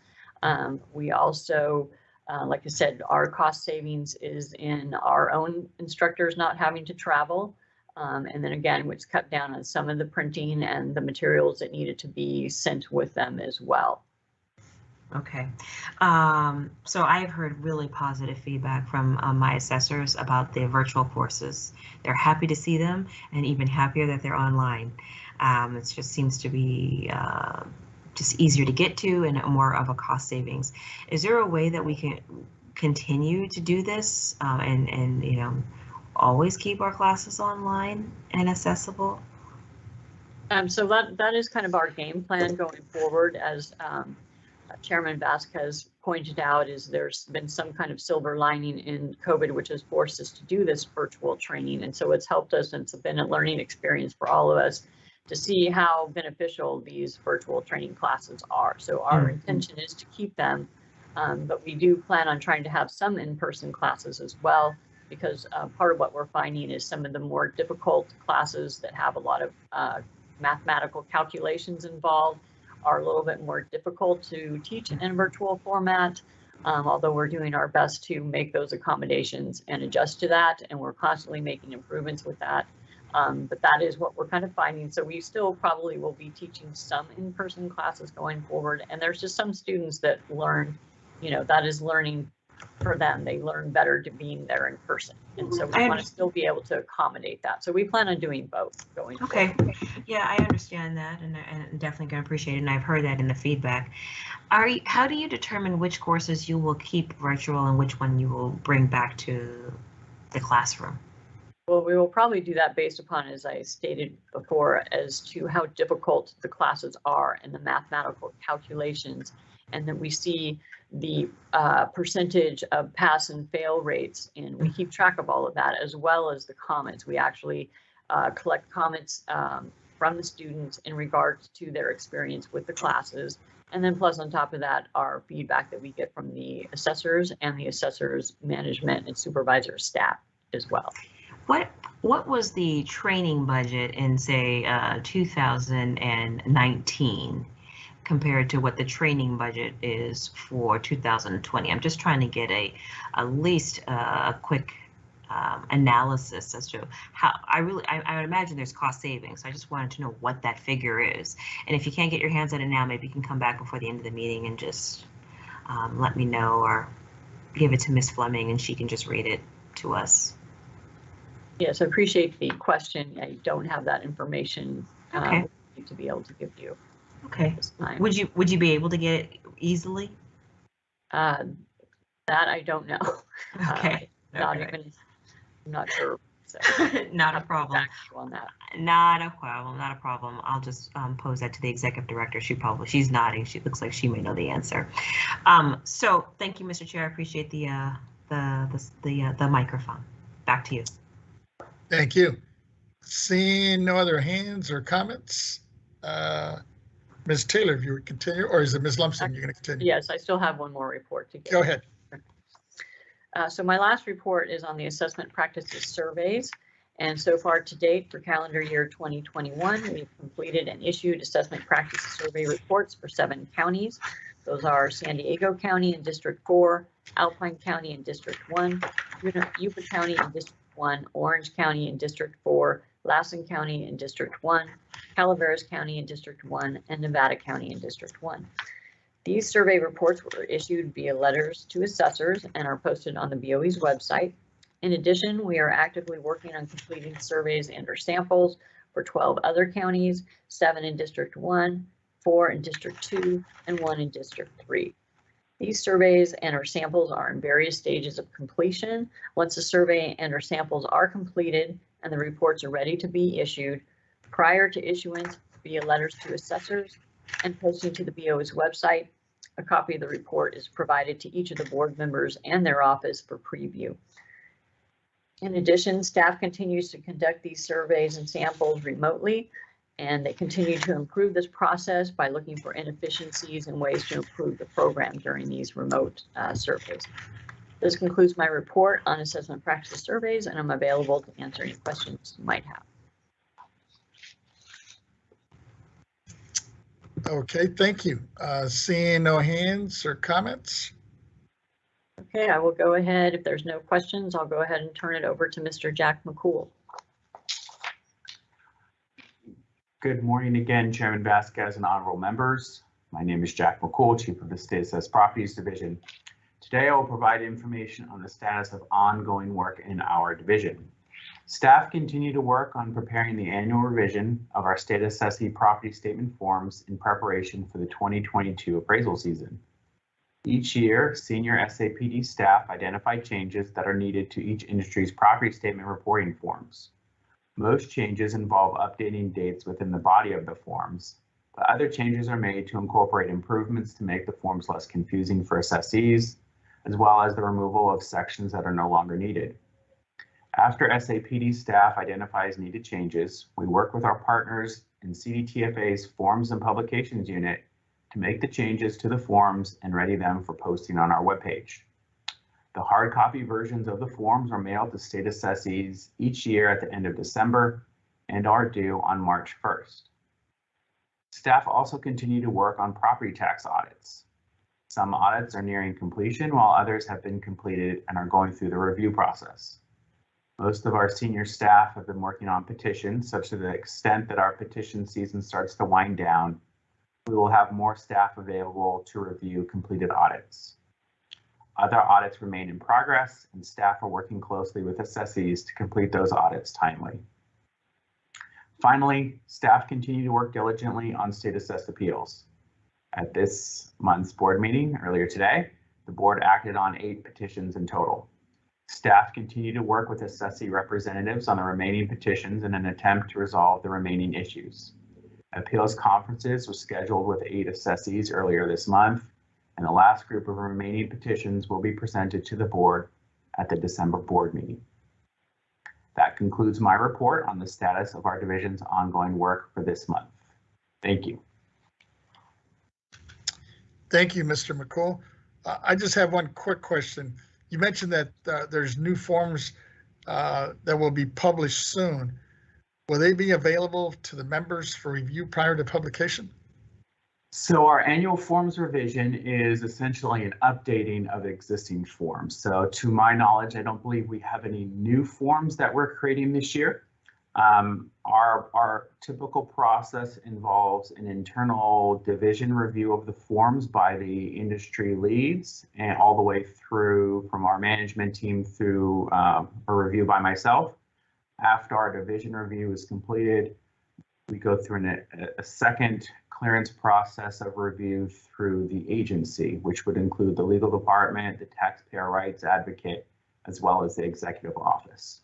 It's at that point after we've had review from the division and through the agency that we will then send our revisions to the forms and publication unit for them to update the actual forms and place on the website.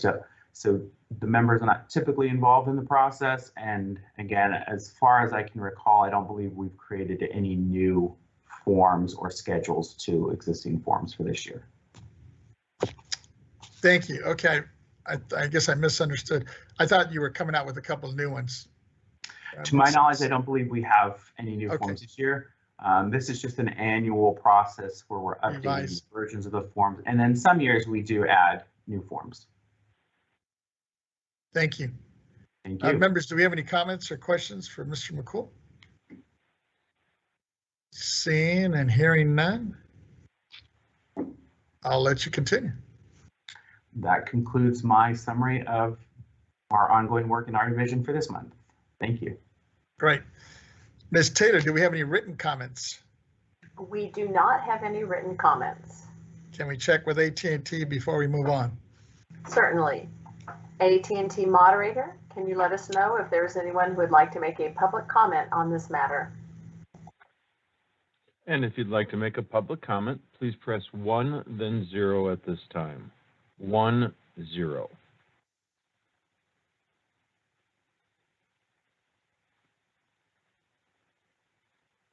And we do not have anyone queuing up for a comment. Thank you. With that, Ms. Taylor, if you would please call the next item. The next item is K3C, Property Tax Deputy Director's Report, Operational Updates, Welfare Exemption Process Improvement Project. Report on the status of the agency's Welfare Exemption Process Improvement Project. This matter will be presented by Mr. Young. Thank you, Ms. Taylor. Thank you again. Good morning again, Chair Vasquez and honorable members of the board. David Young here, Deputy Director of the Property Tax Department. Today, I will provide you with an update of the Welfare Exemption Supplemental Clearance Certificate Process Improvement Project. Since the last board meeting, staff continues the detailed work of reviewing each step and requirement in the welfare exemption process of granting an SCC, a Supplemental Clearance Certificate. Our project plan, which is attached to this month's agenda, highlights our goals for the project and illustrates the 3 processes we have identified as opportunities for improvement and ways to increase efficiency when processing an SCC claim. We have made progress in our examination of the application process itself. Staff analyzed and revised the checklist and the claim form, which was submitted for internal review and is currently in the final stages of review. The outcome of these revisions will make it less cumbersome for claimants to navigate the SCC claims process and makes the claims forms more friendly in order to accomplish our goal of providing more clear and concise application, a more clear and concise application process. Once the internal review process is completed, we will then be able to move on to phase 2 of the application process, which is the planning and design phase. As we move forward in this process, we will continue to provide updates and information regarding our progress and improvements to allow for visibility into the process and to ensure that the board members are kept informed. Members, this concludes my presentation. I am available for any questions you may have. Thank you. My question is related to the taxpayer education regarding the project. Is there any information about this project on our website? Sir, the answer to that is that there is information. We actually have a dedicated portion of our website to the welfare exemption in general and in specific to the SCC process. We do have a separate project page on our property tax site, and right now it does not include any information on this. This is, I believe, probably just a little bit premature for it to be announced on our project page. Usually the project page involves we're asking for input from other parties and other stakeholders. So far, it's been an internal review, but as the project progresses, I will work with our executive director and our communications officer and make any announcements or amendments to our web pages in order to bring more visibility into it. I appreciate it, yeah, because I think it's so important because, the public relies so much on our information, especially the instructions and forms as you modify them and improve them. Right. So that'd be great. Thank you. Members, any other comments or questions? Oh, yeah, I see one. Member Cohen, go ahead. Thank you very much. I do have a couple comments. So thank you to the BOE staff for providing the language of the proposed statutory and constitutional amendments. And that's all I wanted to say. Just wanted to provide remarks. Thank you. Any other hands or comments? Seeing no others. Ms. Taylor, do we have any public comments on this item? We do not have any written comments. Can we check with AT&T? Yes. AT&T moderator, can you let us know if there is anyone who would like to make a public comment on this matter? And if you'd like to make a comment, please press 1, then 0 at this time. 1, 0.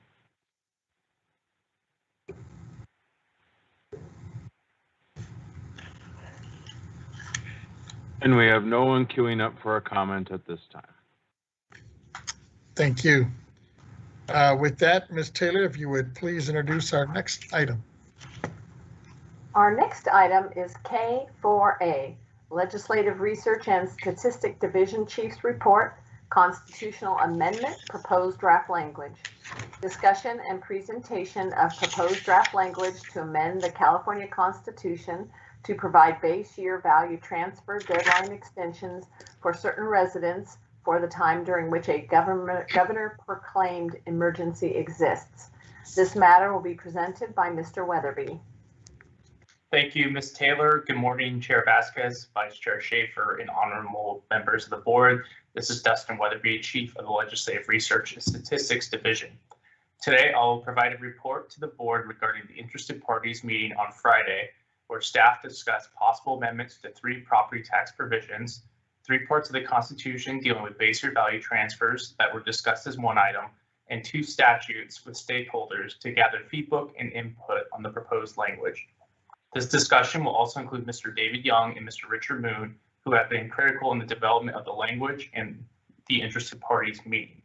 So attached to the public agenda notice, I provided you with 2 drafts regarding possible legislative changes to the board that have been discussed in previous board meetings and reflect some of the feedback and input staff received during Friday's interested parties meeting. As a note, members, for these two legislative drafts, today I will only provide a report on the meeting and the corresponding language. The first legislative draft would amend 3 different provisions of the California Constitution. These amendments would provide additional time for taxpayers to comply with the constitutional provisions relating to the purchasing or new construction of a replacement property to transfer the taxpayer's previous base year value.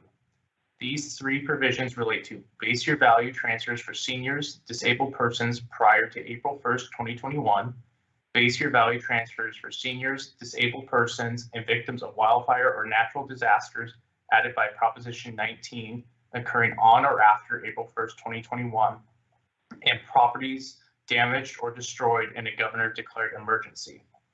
Due to the COVID-19 pandemic, the governor's emergency order made it difficult for taxpayers to comply with these constitutional provisions, which required the purchase or new construction of a replacement property when they set period to qualify for base year value transfer. For example, the resulting economic shutdown resulted in some taxpayers not having their homes completed in time as construction work ceased. This proposal would authorize additional time for taxpayers to meet the requirements of these sections and to keep the respective base year values for the replacement properties. The proposed language was an updated version of language presented to the board in the August issue paper and discussed with participants at the interested party meeting.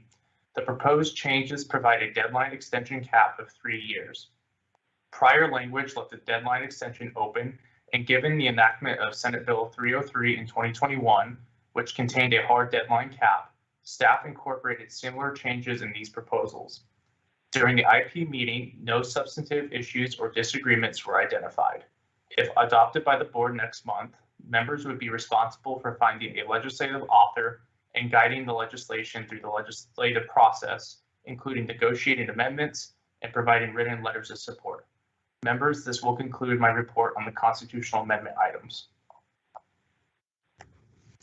Thank you. Just have one quick question. So basically, I guess there's a consensus among the parties on the proposed language before us. Is that correct? Thank you for the question, Chair Vasquez. So no one attending the interested parties meeting voiced any concerns or suggested changes to the staff's proposed language, but participants have not had an opportunity to fully review and discuss final language with their respective organizations. Thank you. I see a hand. I think that's still a good hand from Member Cohen. Yeah, thank you. I think that what we need to do is take action today on the proposed constitutional amendments. You heard in the report, it's not controversial, and most importantly, it will provide relief for taxpayers. So I think it's important for us to move forward the amendments to provide time to get the 2/3 support from both houses in the legislature in order for it to appear on the November 22nd general election ballot. And unlike the proposed statutory changes, these constitutional amendments must be re-referred timely by the legislature so that printing deadlines can be met. So in the interest of assuring that there's no delay in this process, I'd like to move that the board endorse the language for the constitutional amendment today so that we can continue to moving forward in this legislative process.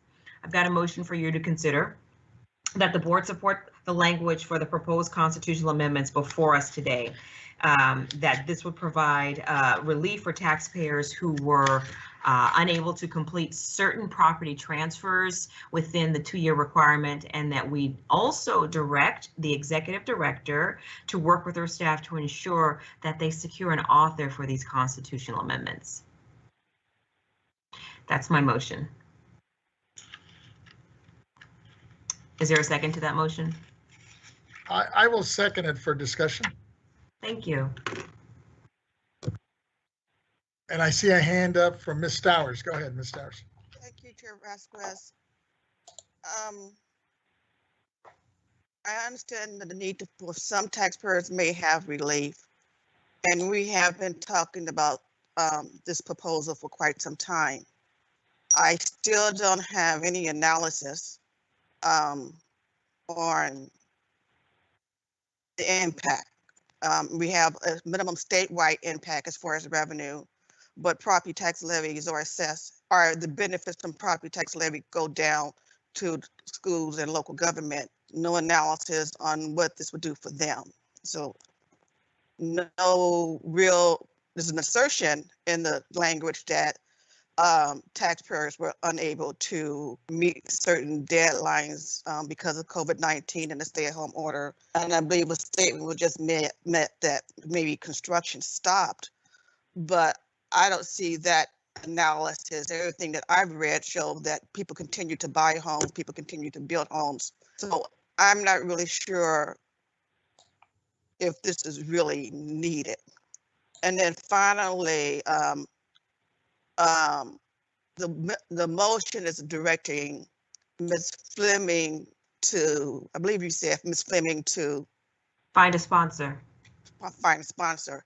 I don't think that's appropriate for Ms. Fleming. I think that is something that the elected officials should be doing, because this is going to require a constitutional change, and it's going to go before the voters. So I think that that's something that electeds should be doing. I will be, and I'm also concerned that under state law and our own governance policy, board members are not allowed or banned from participating in items that's a ballot measure because it's seen to be interfering in the election process. So if the members can't participate on the ballot measure, I'm not overly convinced that the members can participate or sponsor legislation that's going to change the Constitution. And I've been asking this question repeatedly, and I haven't gotten any legal analysis to say that it's within the board's member scope to do this. So I have a lot of concerns with this one. And finally, I understand that whatever the board decide, whatever legislation that they present, if they find an author or whoever finds an author, it could be subject to change.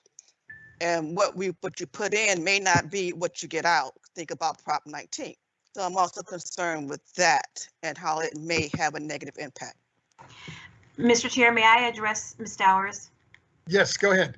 So first, a couple things. I think taxpayers have testified before this body, before this board, at the taxpayer rights hearing that they could not meet the 2-year deadline. This is a compassionate measure that we need, compassionate measure we need to be in favor of for taxpayer relief. Also want to note, Mr. Weatherby's words, not mine, but these proposed amendments are controversial. So with all due respect, Yvette, I feel like you're making a mountain out of a little bit of a molehill. This is not a controversial issue. It's not difficult to navigate. I believe this body has a constitutional responsibility to act on behalf of all taxpayers, those that can afford lobbyists and those that cannot afford a lobbyist to act on their behalf. And we are acting on behalf of everybody's interest. And I think that's important for us to take action today.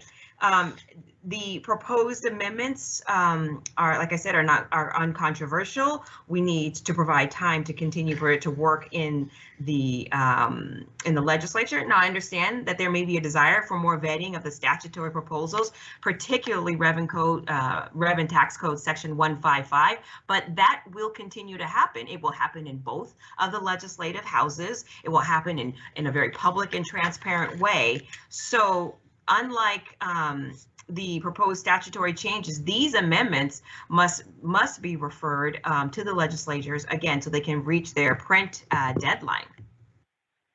And I'm willing to take that Ms. Fleming not take the lead on finding an author. That's not a problem, but there is precedent where agencies have taken agency of their organizations and have worked with members of the legislature. This happens all the time. This is no different. I understand it may not be customary for the Board of Equalization, but bar none, it's still a legal. It still will be a legal transaction, and we still have the capability to do it. But I will own that, Ms. Fleming, so you don't have to worry about that. But we do need to work together so that we're in lockstep and united in that front. So again, the motion is really just to accept the proposed constitutional amendments before us today that the staff is bringing to us. Chair Vasquez, I agree wholeheartedly with Ms. Cohen. Thank you. And I have a hand up from Member Gaines. Go ahead, Member Gaines. Yeah, I agree too. I think this is a great motion and proposal, and that I think a lot of people are caught off guard with the passage of Prop 19, and we heard a lot of those stories in our testimony. So I do think we should move forward with it. I also believe that we as members can go ahead and communicate with the legislature on measures that we think are good for our constituents. And so I am in support of the motion as it stands. Thank you. Thank you. And one more thing I'd like to add is that there is an appetite for this these amendments that we are discussing. I just want the record to note that the legislature already passed similar legislation, Senate Bill 303, authored by Borges, for extending the deadline for disaster transfer. So there is already existing precedent that we will be bolstering that's already underway. Thank you for your comments, Senator Gaines. I appreciate that. Member Cohen, so as a seconder, let me just be clear. The motion would be to move forward, and it sounds like you were comfortable to take that responsibility to find an author from the executive director, and it would be done by, I guess, a member like yourself or one of us, right? To find the author. Correct. That's correct. Okay. I'm good with that. Thank you. Yeah. I just want to make sure we're not putting it on staff, that's all. And you're good with that. Any other comments or questions from folks? Hearing and seeing none, Ms. Taylor, do we need to restate that motion, just to be clear? Certainly. The motion is to move that the board endorse the language for the constitutional amendments provided today. Thank you. And it's my understanding, Ms. Taylor, that we may have somebody on the line. I believe our president, Ms. Ernie Dronenberg, might be on the line. All right. Let's go out to AT&T and see whether Mr. Dronenberg is there. AT&T moderator, can you let us know if there is anyone who would like to make a public comment on this matter? And if there are any public comments on this matter, press 1 then 0 at this time.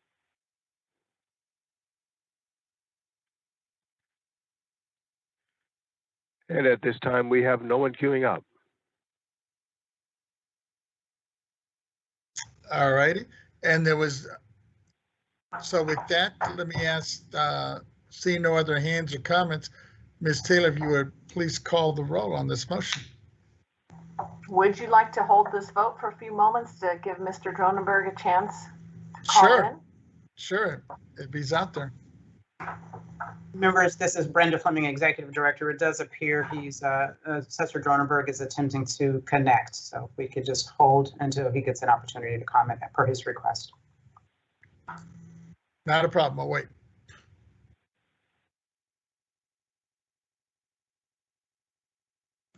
I see another hand. Ms. Towers, go ahead, Ms. Towers. Thank you. While we're waiting on Mr. Dronenberg, I want to say this. I'm not making a mountain out of a molehill. I still believe that we need to have analysis, thorough analysis on any proposal before we take sponsorship. And we don't have that. And I also believe that, well, that's the main issue. So I'm gonna not vote on this item today, and would have the controller, she can have the opportunity to whether support it once it gets down the street and we have real language with real analysis so that she is aware of what she's supporting. Not a problem, that's good. Leah. Member Gaines, I see a hand up. Yeah, I'm going to be at the meeting. I'm going to turn my camera off so I can eat my sandwich. So I just wanted to give you a heads up. No problem. I was going to bring up in a few, well, actually, maybe after this next item, kind of do a little check with everybody in terms of a break here. And I know staff probably wants a break here soon, so let's get through this and we'll take that up and see what the will is of the members. Let me check in with AT&T. This is Ms. Taylor. AT&T operator, is there anyone is there anyone on the line that would like to make a comment? Once again, if there are any comments, press 1 then 0 at this time.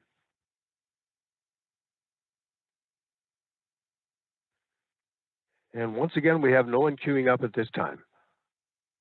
Pardon me, we do have someone queuing up. One moment, please. We need to provide them the, I'm sorry, they took themselves out of queue. Okay, one moment, please. We do have a line in queue. Just 1 second here.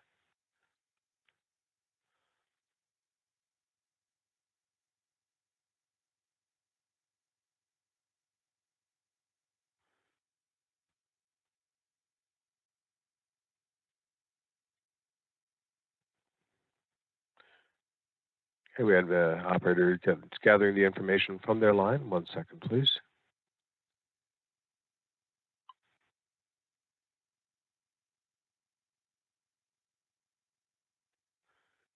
We will go ahead and open up the line of Ernie Dronenberg. Go ahead, please.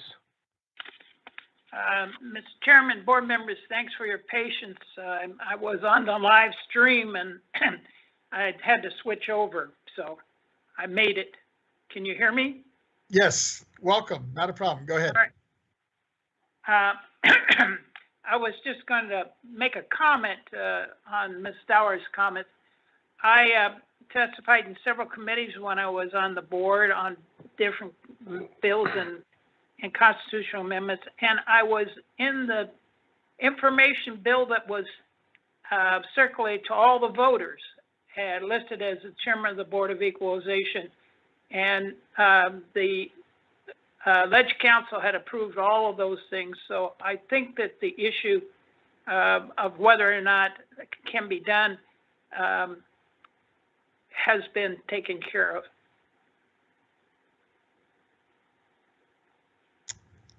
Thank you. Thank you, Mr. Dronenberg, for that clarification.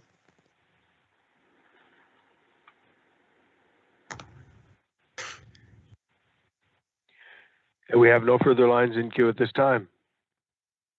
Thank you. Let's go ahead and take up the motion unless, Dustin, did you have any other item that you wanted to list in that would impact this motion, or can we take the vote and then let you complete your report? I have no further comments, Mr. Chair, so we can go ahead and do the motion. Thank you. All righty. Ms. Taylor, if you would go ahead and restate that motion so we can vote. Certainly. The motion on the floor is that the board endorse the language for the constitutional amendment provided today. Chairman Vasquez. Aye. Vice Chair Schaefer. Aye. Member Gaines. Aye. Member Cohen. Aye. Deputy Controller Stowers. Abstain.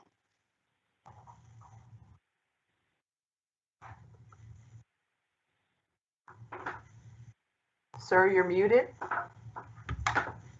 I'm sorry. Let me restate that. So that was, we did have a majority on that vote, so that'll move forward with one abstention. And let me just go back to Mr. Weatherby. Did you have anything else to add to your report, or is that concluded? For the constitutional items, my report is concluded. Okay, then I'll turn it back over to you to finish your report.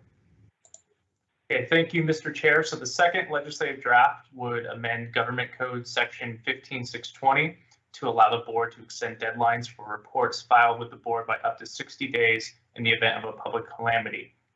Adding this amendment will provide the board flexibility to grant an additional 30 days to report filers in the rare instances of a public calamity. Without a public calamity deadline extension, the board would be reliant upon future governors to issue executive orders that would authorize the board to extend such deadlines beyond the current 30-day statutory deadline. This proposed language presented no issues in staff's conversations with interested parties And this would conclude my report on this item. Thank you. Members, do we have any questions or comments for Mr. Weatherby? Seeing I see thumbs up, I guess we're all good. Thank you for that presentation. Hey, would you like me to take I'm sorry, Mr. Chair. I'm sorry, did you have something else? No, my report's concluded. Thank you. Thank you. With that, let me turn it back to Ms. Taylor. We didn't have any written comments on his report, did we? We do not have any written reports on this item. Okay. And now that he's concluded, let's just double check with AT&T if there's anybody on the line that wants to comment. Certainly. AT&T moderator, can you let us know if there's anyone who would like to make a public comment on this matter? K4B. And to make a public comment on this matter, press 1 then 0 at this time.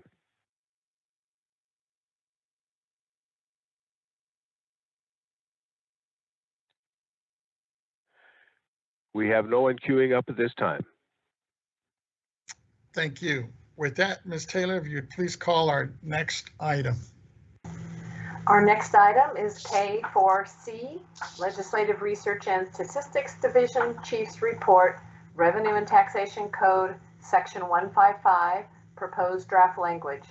Discussion and presentation of proposed draft language to amend Revenue and Taxation Code, Section 155, to authorize the board or executive director to extend deadlines for the performance of any act by the county assessor or county board. This matter will be presented by Mr. Weatherby. Thank you, Ms. Taylor. Just to clarify, I think we're still under K4B. This is going to be the discussion on possible statutory amendments to Revenue and Taxation Code Section 155. So I apologize. No, thank you. I apologize for any of the confusion I'm causing right now. No problem. Thank you, Mr. Weatherby. Let me recall the item. Thank you. Thank you, Dustin. K4B, Legislative Research and Statistics Division Chief's Report, Government Code Section 15620, Proposed Draft Language, Discussion and Presentation of Proposed Draft Language to amend Government Code Section 15620 to authorize the board to extend deadlines for reports filed with the board. This matter will be presented by Mr. Weatherby. Thank you, Ms. Taylor. I believe we're on the next discussion, the final discussion item. Okay, which one are we on, folks? So members and staff, this is Brenda Fleming, I'm the executive director. So members, and thank you for your patience. We're now on K4C, the Research and Statistics Division Chief's report on RTC 155. Okay. And information about that item and the interested parties meeting. And when Mr. Weatherby and Mr. Young are ready, we can proceed. Okay, thank you, Ms. Fleming. So members, the final provision discussed were amendments to Section 155 of the Revenue Taxation Code, which currently authorizes the BOE to extend deadlines for any act by the county assessor or county board for up to 40 days in the case of public calamity. Staff presented the two versions of amending RTC Section 155 from the August issue paper to members of the interested party meeting. For background, the first alternative would provide the board the authority to extend deadlines for up to 40 days in the case of public calamity, while the second version would allow a 40-day extension only by request by the county assessor or county board. Interested parties had significant concerns, issues, and disagreements relating to both of the proposals, and no draft language could be agreed upon. Concerns that were raised related to potential downstream effects of the deadline extensions on counties, the possible interruption of distribution of local revenue to jurisdictions, and the question of whether taxpayers could request a deadline extension. County assessors have not had an opportunity to discuss proposed language with the relevant committees, and individual assessors in attendance could not speak for all 58 counties.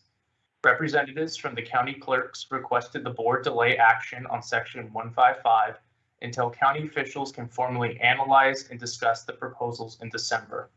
While staff did not see an issue with a delay, scheduling is, of course, at the board's discretion. We note that with a 1-month delay, while a potential proposal would not be taken up in December, January poses no additional issues, as the deadline for bill introduction is not until February 18th. An additional advantage of presenting language in January is that staff could draft a second version of RTC 155 to which interested parties would have time to comment, and the California Assessors Association Legislative Committee could take up at their December meeting. Staff would review any comments and possibly incorporate them into the draft presented to the board in January. Members, this concludes my report. I'm available to answer any questions you may have. Additionally, Mr. David Young is available to answer any technical questions and provide additional background information on this item. Thank you. Thank you, Mr. Weatherby. I see a hand up from Vice Chair Schaefer. Go ahead. Mr. Weatherby, I'm not really impressed with 40 days. I mean, why not 60 days? We don't have anything to say about that. Is there a calamity like COVID or maybe an atom bomb? I mean, there's so many kinds of problems that we could be faced with. Is it one size fits all? Was some thought given into picking the 20 days versus the 40 days? I mean, how big a calamity were they thinking about? Do you have any thoughts on that? Thank you, Vice Chair Schaefer, for those questions, comments. I'll go ahead and defer to Mr. Young to provide you with a formal answer. Thank you. Yes. Good afternoon, board members. David Young again here, Deputy Director of the Property Tax Department. So the 40 days was just our first proposal in our two drafts. There has been subsequent discussion of moving it to 60 days, but we are still not. We have yet to find consensus. There were many points in discussion where we were not able to find consensus. Thank you. Of course.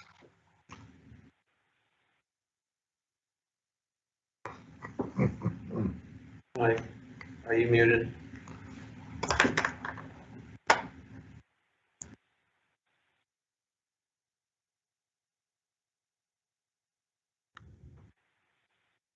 Was there any other comments or questions? I just had a couple of quick ones for you, Mr. Weatherby. In summarizing, once again, I guess some of the key items here from the parties who want to see section 155 on the 155 proposal. At the interested parties meeting, it seemed there were three items, and let me just spell them out and see if I'm in line with you on this. The first one was the taxpayer may request an extension from the assessors or the AAB on the assessor, or the AAB may decide to submit it to the BOE. The second one is the length of extension for assessors should be less than the extension for the AABs.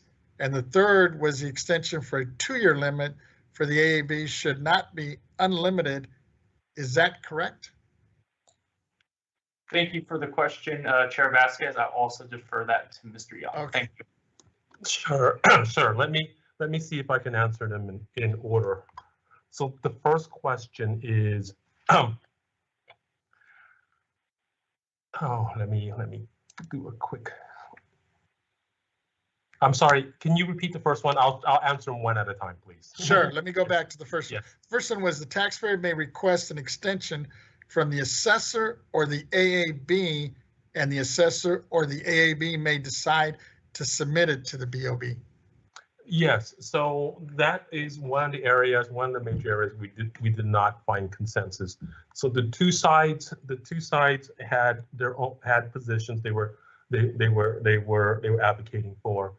The on the taxpayer side, they wanted the ability for the board to ask for an extension for taxpayers. So our second alternative was that if we amend the code section 155 so that the board can ask for an extension for the taxpayer, it would be at the request of either the county assessor or the county AAB. So that's what we contemplated, but there is no consensus on that yet. The taxpayer side would like that provision, but they want that provision they want the provision at the discretion also of the taxpayer. They want the taxpayer to be able to ask for an extension for themselves.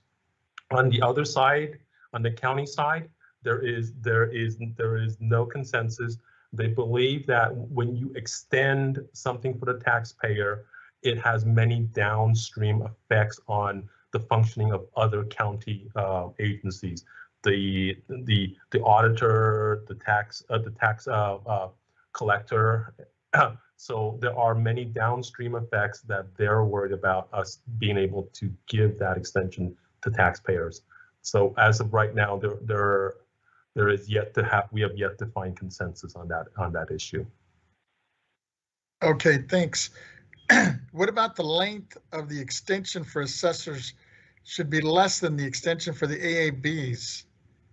And I guess kind of tied into that, the third one would be the extension for a 2-year limit for the AABs should not be unlimited. Is that correct? Yes. So let me tackle the second one. The second one was also related to the issue of downstream effects.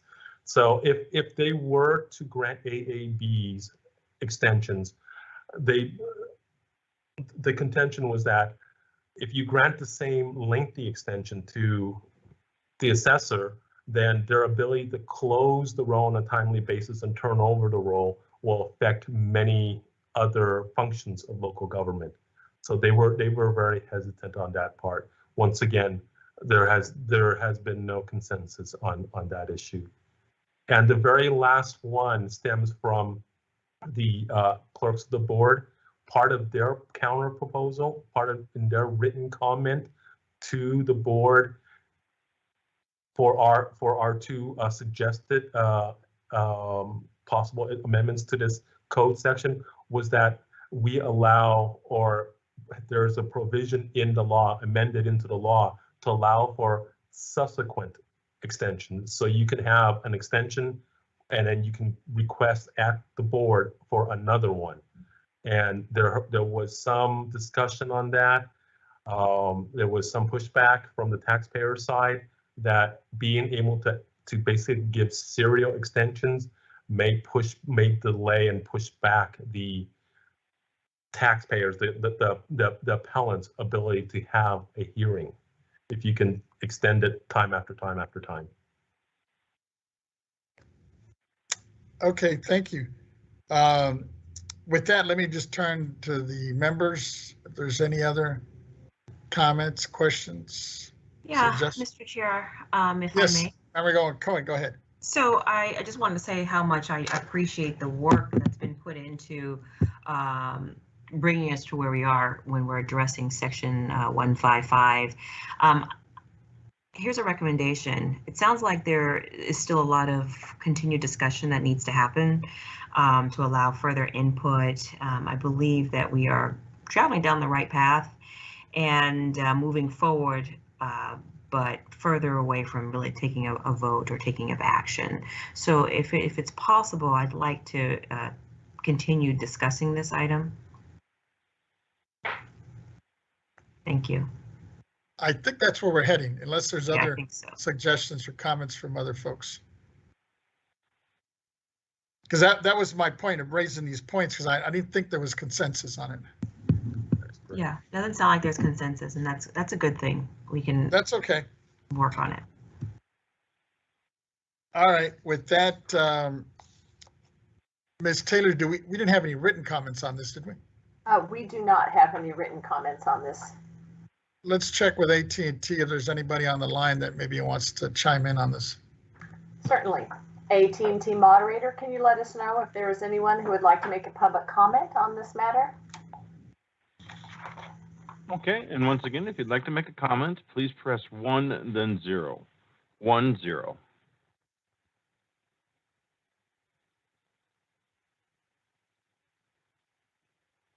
And we do not have anyone in queue for a comment. Thank you. With that, members, I was hoping we can get through this next item, K5, and then take a break unless people have other preferences. And in checking with staff, I'm hearing that they're comfortable with that. But let me just check with the members. Are we good with that? Sir, I'd like to take a break now, please. Okay, that's why I'm asking. Thank you. Yeah, what's sufficient for you, Member Cohen? 20 minutes, I think that's what we usually take, 20 to Okay, 30 because minutes. in checking with staff, they were comfortable with whatever we decided. So I wanted to check with you. Thank you. 20 is good? Yeah. Hearing no other suggestions, we'll go ahead. Why don't we go ahead and take a 20-minute break now? It's 12:30, so at 12:50 we'll reconvene.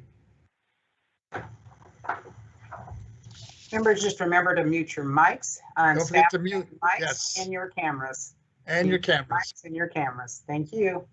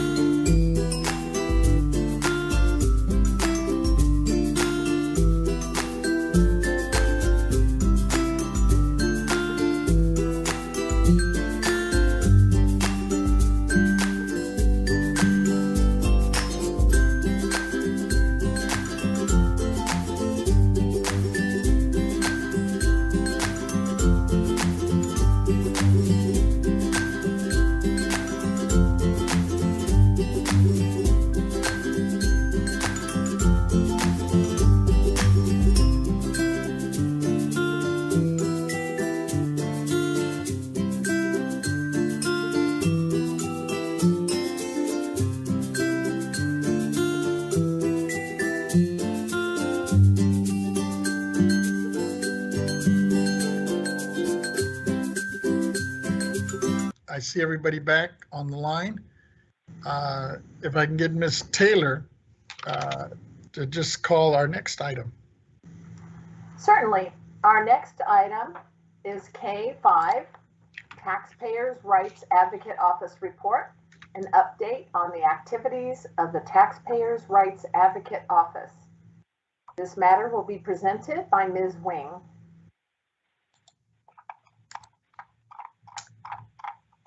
Good afternoon, Chair Vasquez and board members. Thank you. My name is Margie Wing, Senior Specialist for the Taxpayer Rights Advocate Office. Thank you for the opportunity to provide you with an update on the activities of the Taxpayer Rights Advocate Office to keep you informed. Lisa Thompson, our agency's appointed advocate, extends her regrets for not being here today. I am pleased to share with you some statistics on the number of cases completed last month by the Taxpayer Rights Advocate Office and provide some insight on the types of cases we handled. In October 2021, we completed 19 cases. 6 were in Board Member Gaines District 1, 7 in Board Member Cohen's District 2, 2 were in Board Member Vasquez's District 3, and 4 were in Board Member Schaefer's District 4. Of the 19 cases completed, 2 were from the administrative category and 17 were from the valuation category.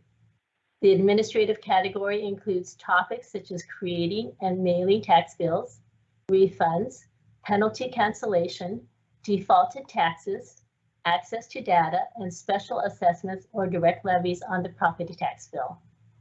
The valuation category includes topics such as change in ownership, declines in value, appraisal methodology, exclusions, exemptions, new construction, actual enrollment of values, assessment appeals, and general property taxation. With respect to the 2 cases in the administrative category, 1 case involved delinquent taxes and the second involved special assessments. The Taxpayer Rights Advocate Office assisted the taxpayers by providing information about property tax due dates and delinquency, as well as special assessment charges that are billed on the property tax bill. Additionally, in the case of delinquent taxes, we helped them understand what needed to be done in order to avoid the property from being sold at a county tax sale auction to satisfy the more than 5 years of back taxes owed. With respect to the valuation category, and its 17 cases in total, 2 cases pertain to decline in value, commonly referred to as Proposition 8.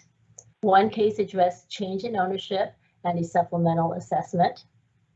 9 cases addressed exclusion from reassessment, which pertain to the base year value transfer exclusion for persons aged 55 and older.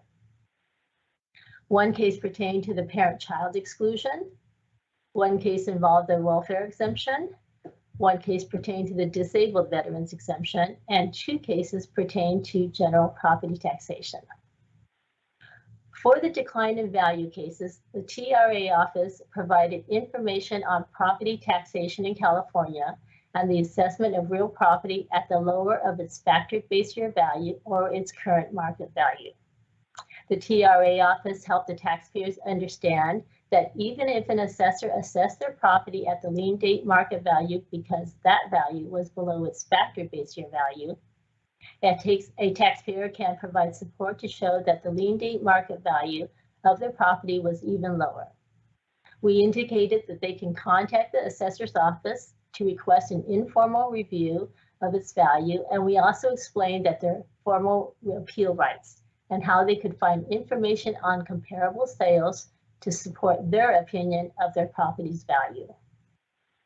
With respect to the change in ownership case, it dealt with a reassessment of property when the owner died and the executor of the estate received a property tax bill for an escape assessment after the property had been sold by the estate. The TRA office explained to the taxpayer that the death of a real property owner causes a change in ownership that is subject to reassessment unless an exclusion applies, and that the estate would be responsible for the property taxes based on the increased assessment even though the property was sold 6 months after the owner died and no one had occupied the property prior to selling it. We also explained that an unsecured bill was appropriate since the property was no longer owned by the estate as it had been sold to another party. During October, there were many cases involving exclusions, most concerning base year value transfers for seniors, which reflects the very pressing issues these days.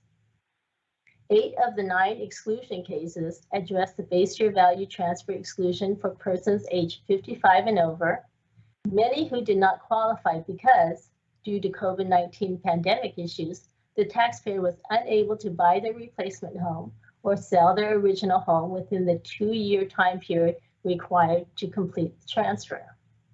The TRA office explained the requirements of the base year value transfer provisions of Proposition 60 that was in place prior to the April 1, 2021 effective date of Proposition 19. Additionally, we explained the requirements for the base year value transfer under Proposition 19. Our office helped the taxpayers understand that neither our agency nor the county assessors have the authority to extend the 2-year deadline or to provide an exception to that deadline to enable them to qualify. We referred them to the constitutional and statutory provisions that require the purchase of the replacement property to be within 2 years before or after the sale of the original property. The TRA office also advised these taxpayers that our agency is well aware of the serious impact that COVID-19 has had on taxpayers.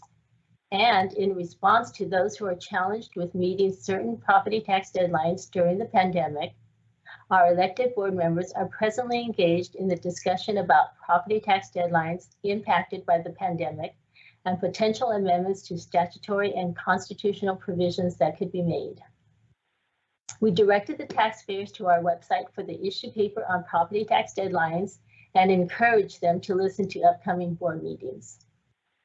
We are very pleased that our agency has been proactive in trying to help taxpayers that miss certain deadlines due to the COVID-19 pandemic, and that our agency's property tax department initiated the interested parties process for a project on property tax deadlines impacted by COVID-19.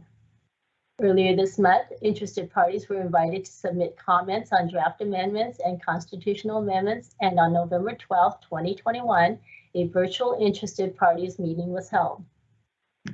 A link to this very important project was added on the front page of our agency's website under property tax projects in early November. With respect to the parent-child exclusion case, it involved a property being reassessed after the owners sold the property to another party. The property had been owned in trust by the taxpayer's mother, who had died over 10 years ago. The taxpayer never notified the assessor's office of the mother's death, and the son continued paying the property tax bills that were issued in the name of the decedent's trust. The TRA office explained the requirement to file a change in ownership statement to report the death of a real property owner, and that upon their death, it causes property reassessment. We helped the taxpayer understand that in order to receive exclusion from reassessment, a claim for parent-child transfer must be filed within 3 years of the owner's death or prior to selling the property, and unfortunately, he missed both of those filing deadlines. The TRA office completed work on 2 exemption cases, one pertaining to the welfare exemption and the other being the disabled veterans exemption. With respect to the welfare exemption case, the TRA office provided information on the co-administration of the welfare exemption, where our agency determines if an organization itself qualifies for the exemption, while the assessor in the county where the property is located is responsible for determining if the property of a qualifying organization qualifies for exemption. We help the taxpayer to understand the importance of fiscal year requested on the claim form filed with the assessor to enable them to receive the exemption for property acquired in past fiscal year. With respect to the disabled veterans exemption, we assisted the taxpayer in obtaining the exemption from the assessor, which I will discuss a bit more later.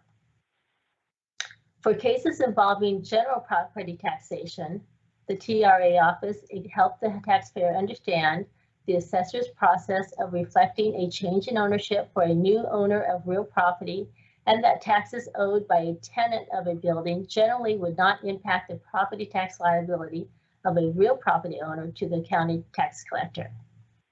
Our office also provided information on the assessment of property in California and what is taxable.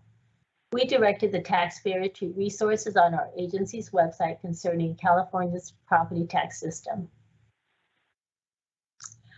To provide additional insight on the workings of the TRA office with respect to the disabled veterans exemption case, the TRA office was contacted by a taxpayer who had been denied the disabled veterans exemption by a county assessor's office because a 100% disability rating was not indicated on his Veterans Administration letter. The TRA office coordinated with the assessor's office to explain that the veteran does in fact qualify for the exemption, even though his disability rating was at 80%, because the Veterans Administration letter indicated the veteran was being paid benefits at the 100% rate due to unemployability. The end result was that the assessor approved and the disabled veterans exemption claim was processed and a road correction was processed.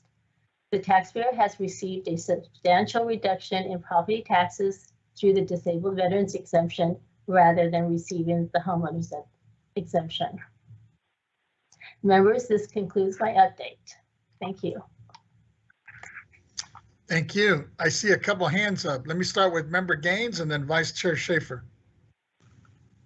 Yeah, thank you very much, Chair Vasquez. And I just wanted to recognize Ms. Wing for a great presentation. I appreciate that. I appreciate the detail that we're getting from the Taxpayer Rights Office on all these cases so that we can better understand as members what the challenges are for taxpayers in California.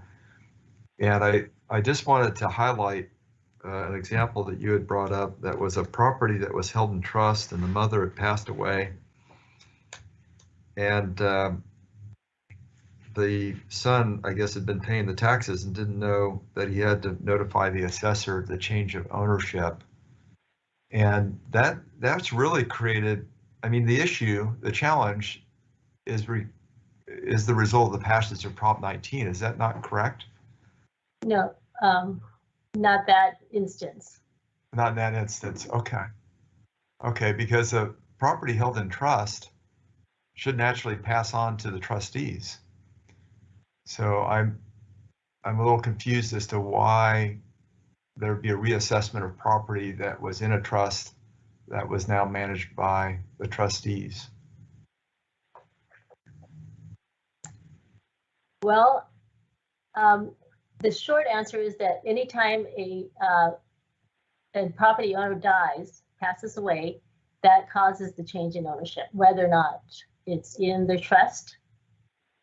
So but the property, maybe someone could help because I need clarity on this, but I thought the property passed on to the heirs at the value of the property upon death. And so it would not create a taxable event. Looks like Richard's going to jump in here. Yeah, Member Gaines, this is Richard Moon with the legal department. For property tax purposes, it really depends on the terms of the trust. So for example, if the trust has beneficiaries that are the children, the property would be considered to pass to the children on the date of death, and there would be a change in ownership at that point. And then if they qualified for the parent-child exclusion or the intergenerational transfer exclusion from Prop 19, and they met all the requirements, they would qualify for that. Okay. If the trust terms state that it goes somewhere else, it's going to depend on who the beneficiaries are, whether there's actually a reason. Okay, but barring Prop 19, if those beneficiaries were the children in that trust, wouldn't that have been a non-taxable event? No. So what the change in ownership law requires is that whenever there's a passing of property, such as in an inheritance situation, there will be a change in ownership, and then you determine whether that's going to be excluded from reassessment or not. Okay, but the reassessment occurs as a result of the passage of Prop 19, isn't that correct? No, the reassessment would occur, well, I should say the change in ownership is going to happen because of the law that's been under Prop 13. And then Prop 19 will determine whether there's actually going to be a reassessment between parent and child. That's right. That's right. That's what I'm trying to drive at. And I don't know the specifics of this event, this particular case, Ms. Wing, but I guess I want to reiterate the concern I have as a result of the passage of property from generation to generation that could create a taxable event if they don't live in that property. And I think that's still an issue that needs to be resolved, and we'll see what happens in the future to see if there is a solution that could be by statute or initiative. But this is a big deal for a lot of folks. I think a lot more than I had even anticipated based on what I'm hearing from my constituents. So thank you. I appreciate it.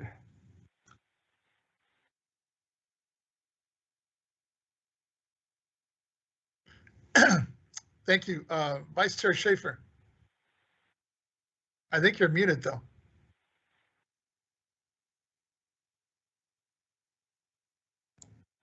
Thank you. You're right.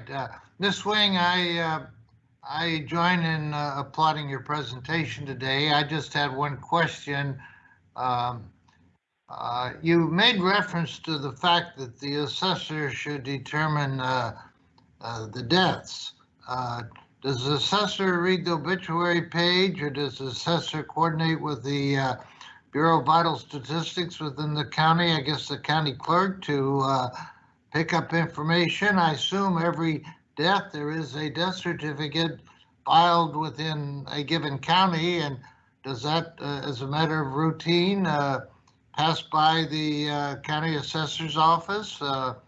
How do we prevent deaths not coming to public attention inadvertently? Correct me if I'm wrong, but I believe the recorder's office sends in to the assessors periodically all such, death certificates, right?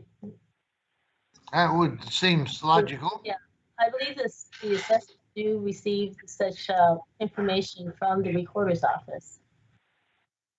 And that would enable us to protect the public interest, but also get more importantly, to get the taxpayer in under the wire.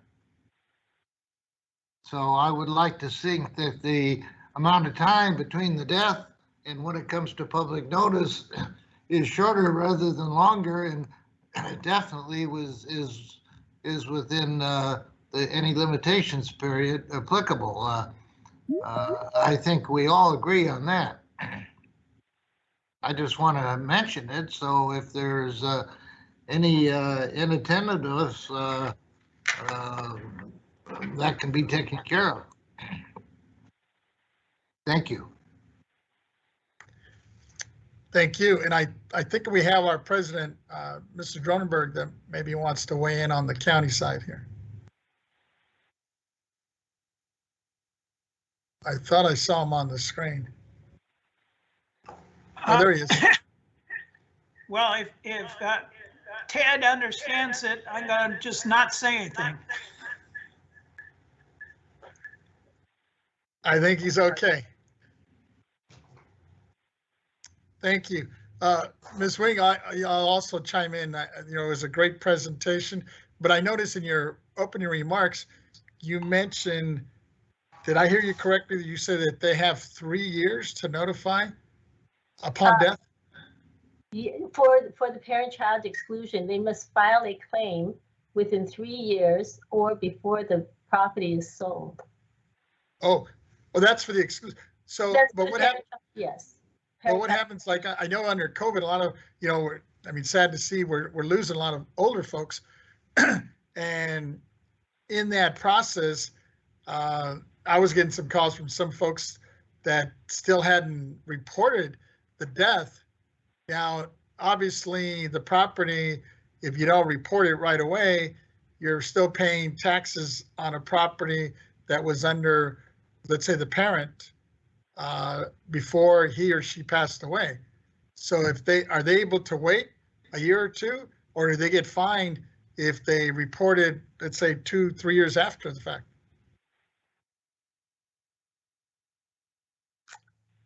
I'm not aware of what the, on that assessor side, what okay. would occur. Maybe that's a question for Ernie up there then. Yeah. Mr. Chairman, since I am also the recorder and the county clerk, the workflow goes from the filing of the death certificate with the county health authority. Then it usually is available to the mortuary, and we get it after it comes from the state of California. And then inside of our office, it goes from the county clerk down to the assessor. And then we will not wait for anybody to have their parent-child transaction recorded, but instead we will reappraise the property based on the time of death, because we can't assume that there's going to be a transfer to a kid. So we have to look at it. And if it's in a trust, and the easy way to look at the trust, and I don't want to confuse Mr. Gaines, but it's not taxed when it goes into the trust, but the legislature made the decision they'd rather have it taxed when it comes out of the trust. And so that's why it becomes taxable when there's a death, because we didn't tax it when you put it into this trust enigma. We taxed it, becomes that tax is really waiting it until the person dies.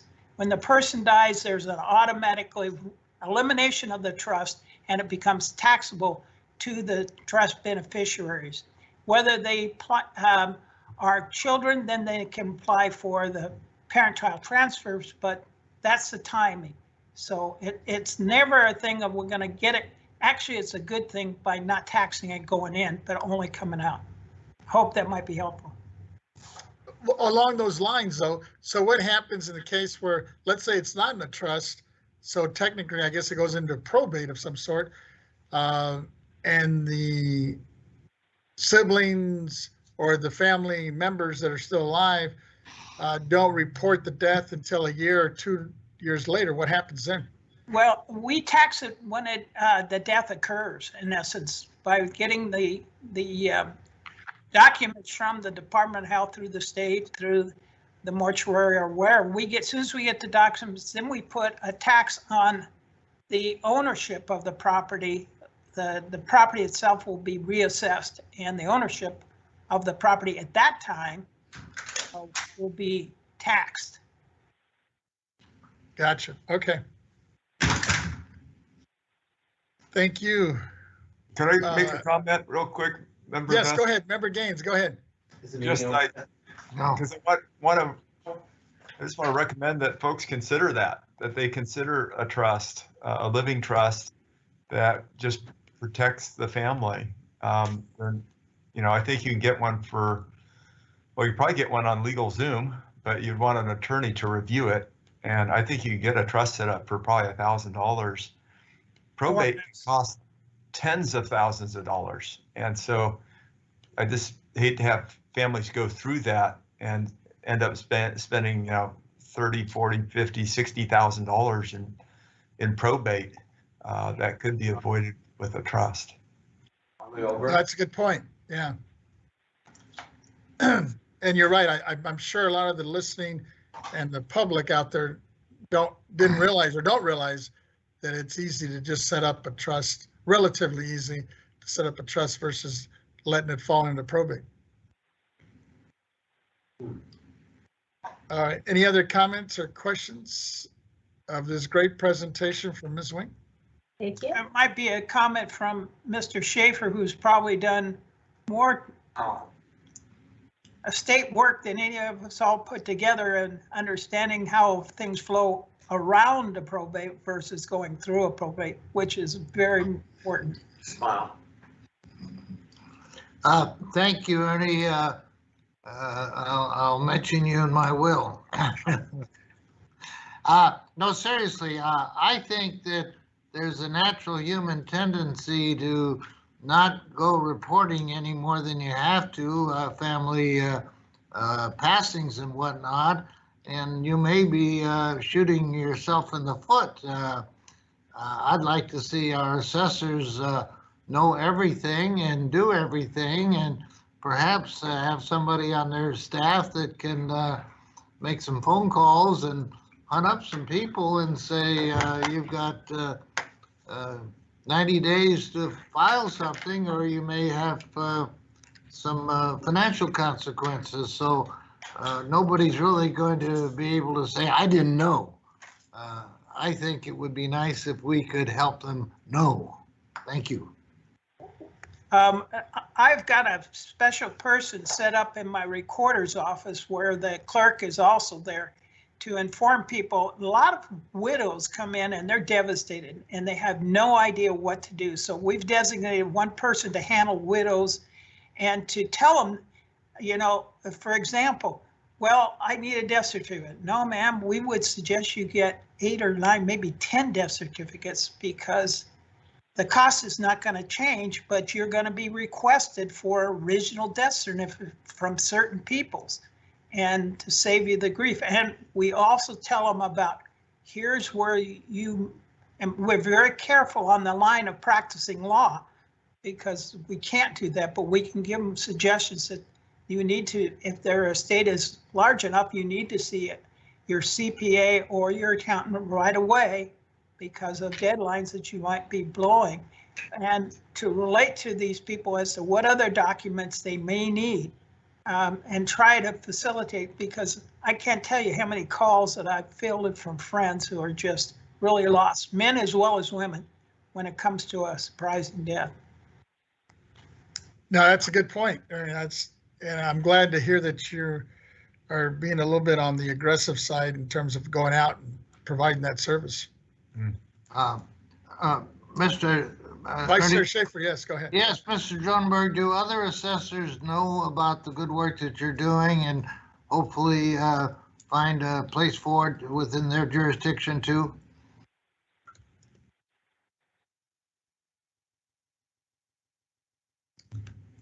Ernie? We may have lost him. No, I'm here. Oh, here, there he is. You can't lose me. I mean, there are 57 other counties, but they're all different sizes, you know? And yeah, and sometimes you're walking up to a counter and you're talking to both people at once in some of the smaller offices, and it might be helpful. I speak about what we think is best practices often with the assessors, and you know, I can't tell you whether they absorb it or not, but that's what we do. As I said, my personal experiences is what led me to this conclusion. You know, I lost a wife, and I was as much education as I had in finance and accounting and such. I was lost at that time, and so I appreciated the help, and that's why I started this like that. And I get calls from a really high-powered attorney woman. She says, "I have no clue. He died, and I don't know what to do." And so it's not just understanding the law, it's the people's emotional state where you can be a real helpful person to them. If you have a chance to write an article in Assessor Magazine or do some writing while you're still with us to share this great mind of yours, I would ask you to do as much of that as you can, because it's a resource that we're not going to have forever unless we document it in writing. Thank you. Yeah, I actually completely agree with what Mike Schaefer said. I think that Ernie, I appreciate your wisdom and what you're sharing with us. And oftentimes we can lose sight of the human element, the emotional element, because we want to just talk about policy. We just always want analysis. We always want to collect data, and we really lose sight of who we're truly representing. And these are people that are feeling with emotions, highs and lows, and that is a wise cautionary piece of advice, and I appreciate that. Yeah, I'd like to weigh in too, if I could, through the chair. Thank you, Ernie, and thank you, Mike, for bringing these issues up. And I'm really encouraged, Ernie, that you've got someone right in your, I guess it's in the recorder's office or the clerk's office, that's addressing these issues for people that become a widow or widower. And that's a tough time in someone's life. So just providing that guidance is helpful. And I think, it is probably a recommendation for all the county assessors, but I know that also some of these smaller county assessors, they'll give you a little extra advice just by going up to the desk and asking the question. So I think I like the idea that Mike suggested, that if we give you a little homework, would you be willing to write an article? That's a great idea, and get it out there. All right. Vice Chair Schaefer, yes. I had a question from my staff. If a trustee of a trust is out of state, and after the property owner dies, for some reason the trustee does not pay or refuses to pay additional assessments, how does our state of California force the out-of-state trustee to pay the property tax? We had a case, one of my staff members' family had a case where they didn't pay the supplemental assessment, and when the assessor sent the trustee the bill, the assessor out of state refused to pay it. Is there something we can do about that? Yes, it's very simple. You sell the property. That seems logical, yes. You have the lien on the property and it expires. It's a legal cause to sell the property, and they see a notice of sale, you'll be getting that supplemental pretty quick. Thank you. A strong stick instead of a carrot, I guess. Well, you only have so many carrots. Pretty soon you got to use a stick. That's what it's there for. All right. Any other comments or questions? Seeing and hearing none. Ms. Taylor, we don't have any written comments on this item, do we? We do not have any written comments. Can we check with AT&T in case there's somebody on the line? Certainly. AT&T moderator, can you let us know if there is anyone who wants to make a public comment on this matter? And once again, if you'd like to make a comment, please press 1, then 0 at this time. 1, 0.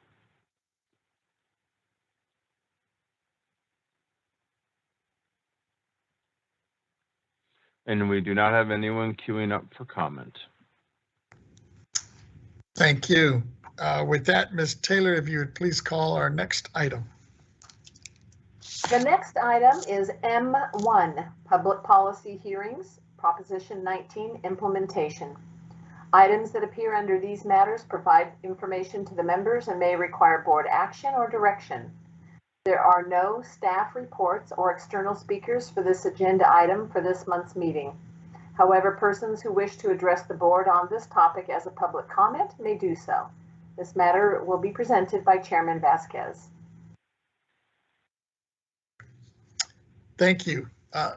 As an ongoing agenda item, we always post this, and let me first open it up to the members if there's any comments before I open it up to the public. Seeing none. Ms. Taylor, we don't have any written comments on this, do we? Correct, we do not have any written comments. Can we check with AT&T in case there's somebody on the line? AT&T moderator, can you let us know if there is anyone who wants to make a public comment on this matter? Okay, if you'd like to make a comment, please press 1, then 0 at this time. 1, 0.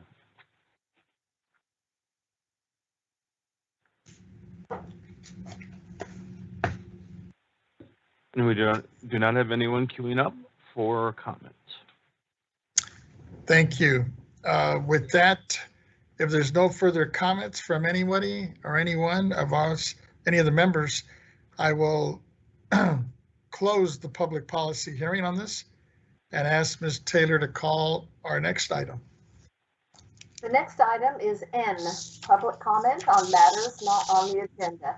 Persons who wish to address the Board of Equalization regarding items not on the agenda. Please note that the board cannot take action on items not on the agenda.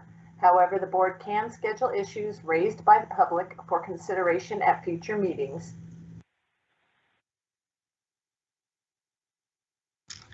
Thank you, Ms. Taylor. We don't have any written comments on this, do we? Today we have one written comment, and Okay. I will read that. It is from Stacy Ann Starr. I really hope that San Mateo County would distribute their government housing funds so that it was made available to longtime residents like myself, who has lived in Redwood City for 27 years, contributing to my community in many ways. I am 54 years old and a full-time employee at Sequoia High School, having been with the district for 18 years. I am in an immediate housing crisis, living in unhealthy conditions, and have been searching for affordable housing close enough to my job so I can get there by 6 a.m., which is the time required to start with my position, being lead of food service. I do not own a car or a DL and never have. I have lived in a 2-mile radius in Redwood City for 27 years and am now at the doorstep of displacement, which would result in job loss and financial devastation, as I watch every other demographic filling up new housing that is being built and available exclusively for newcomers, homeless, people just out of drug programs or jail, and are within walking distance of my job. But I've been told that the only available affordable housing for my low-income, working class, undervalued, and underrepresented demographic are in communities that are many miles away from where I need to reside to continue working the 11 years left I have to retire. When these other groups that are not even working, for the most part, are given priority in housing in the exact area I require to continue my contributions to my community, as I have done for more than 20 years. I would also like to be able to help those people in need, but I am busy in survival mode. I was told I did not make enough annually to qualify for below market rate affordable housing when I applied for the one available that I found listed on Redwood City website under Resource for Affordable Housing. And then I am told I make too much to qualify for any immediate rental assistance, so I'm stuck in the revolving door, a forgotten group of people who are working every day but have been excluded from access to millions of dollars in funds that were supposed to be helping everyone, but instead is creating the destruction of a group of people who have served this community for years without any consideration, respect, or appreciation for the benefit we offer to the community we live in. Why is there no priority in the preservation of people who are a positive additions and self-sufficient in this city? Replacing us by filling up the housing with people who will be a long financial expense instead of securing people who are and have been working class taxpayers for many years and only need a bit of assistance with housing because we are being denied and ignored by our local government's bad policy. How does this make sense? Please help me understand. I appreciate any attention that you might give to this unethical civil injustice that is being ignored and given no priority or the recognition that it deserves. This is a real American tragedy that should not be allowed to happen. Stacy Starr. Stacy, you know, I hear this comment actually in a lot of local cities where it's true. You find a lot of folks that are kind of caught in the middle here. They're not able to access affordable housing because they either make too much money or they don't make enough. And I'm wondering if anybody on staff, if we can have at least somebody respond back and at least share whatever information or resources we may have available to this individual. I'm assuming that happens, Executive Director Brenda, but just in case it's not on our radar, we should send off a response. And I see a hand up from Member Gaines. Go ahead. Yeah, thank you, Member Vasquez. I agree. I think that is the least we could do is see if we could review this at the BOE and get back to this constituent and see if if all the programs have been exhausted that might be available to her. It's a chronic issue in California particularly, but even nationwide. And I think we need to also look at how do we drive down the cost of housing. And I think we need regulatory reform to help out with that. CEQA I've talked about many times, and yet it never changes. But it was intent to mitigate environmental impact, not to create litigation and stop projects so they couldn't move forward.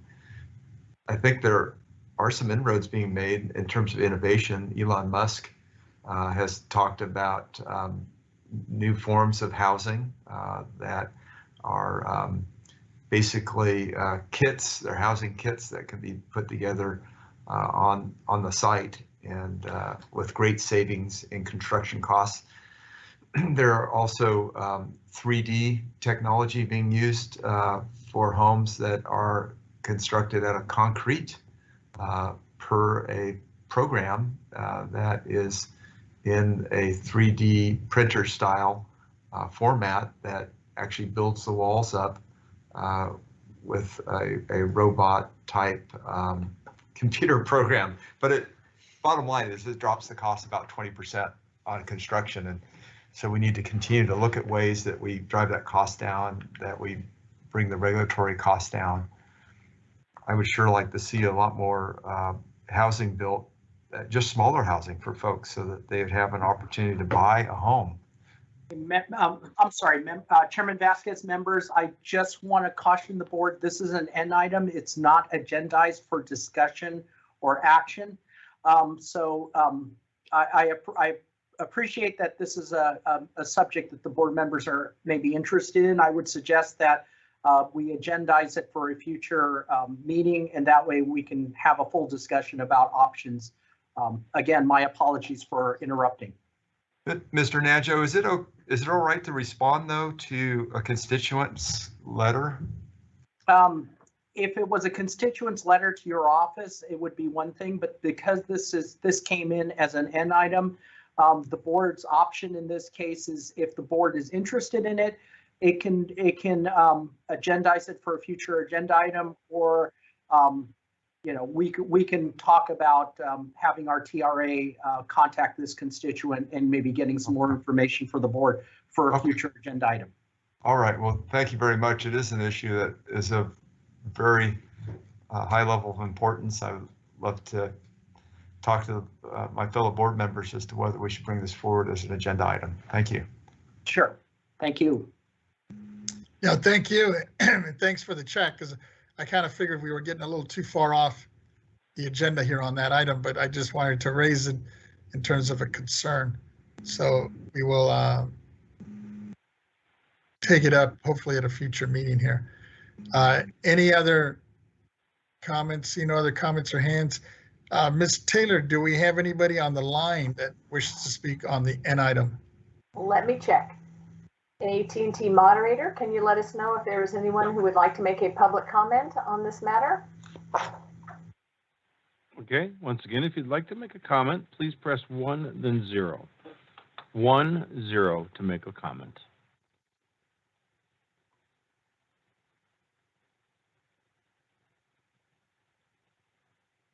And we have no one queuing up for comment.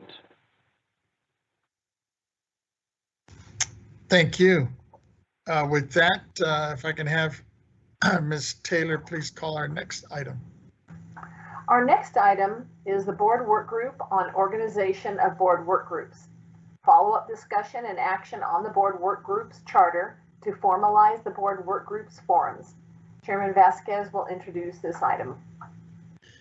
Ms. Taylor, you know what? I just realized too that I believe as Ms. Lumpson is back or has that information, budget information on training that she wanted to share with Member Cohen's question. I think she asked about that earlier in the meeting, and it sounds like they were able to come up with some information on that that is relevant. Why don't we have her respond to that, and then we'll continue with our next item. And I see Ms. Lumpson on the screen. Yes, thank you, Chairman Vasquez. I would like to, we've had an opportunity to pull some numbers together, and really like to be able to take the opportunity to look at the budget detail for the training certification unit a little bit more time to do that. And so I'm asking that we can possibly come back and maybe I could report on that in my December report for training and certification and provide more accurate numbers. It just requires us to look at the numbers a little bit more detailed than for this meeting. Sure, I think that's appropriate. And I don't see Member Cohen on the screen right now, but I'm sure she would be comfortable with that. Yeah, we just like to give you some more accurate numbers. At this time, they would be real high level numbers. So if that's okay with you, I'd like to provide them at the December meeting. Yes, thank you. Okay. Right. Thank you. Thanks for getting back to us. With you, that, Ms. Taylor, you can continue.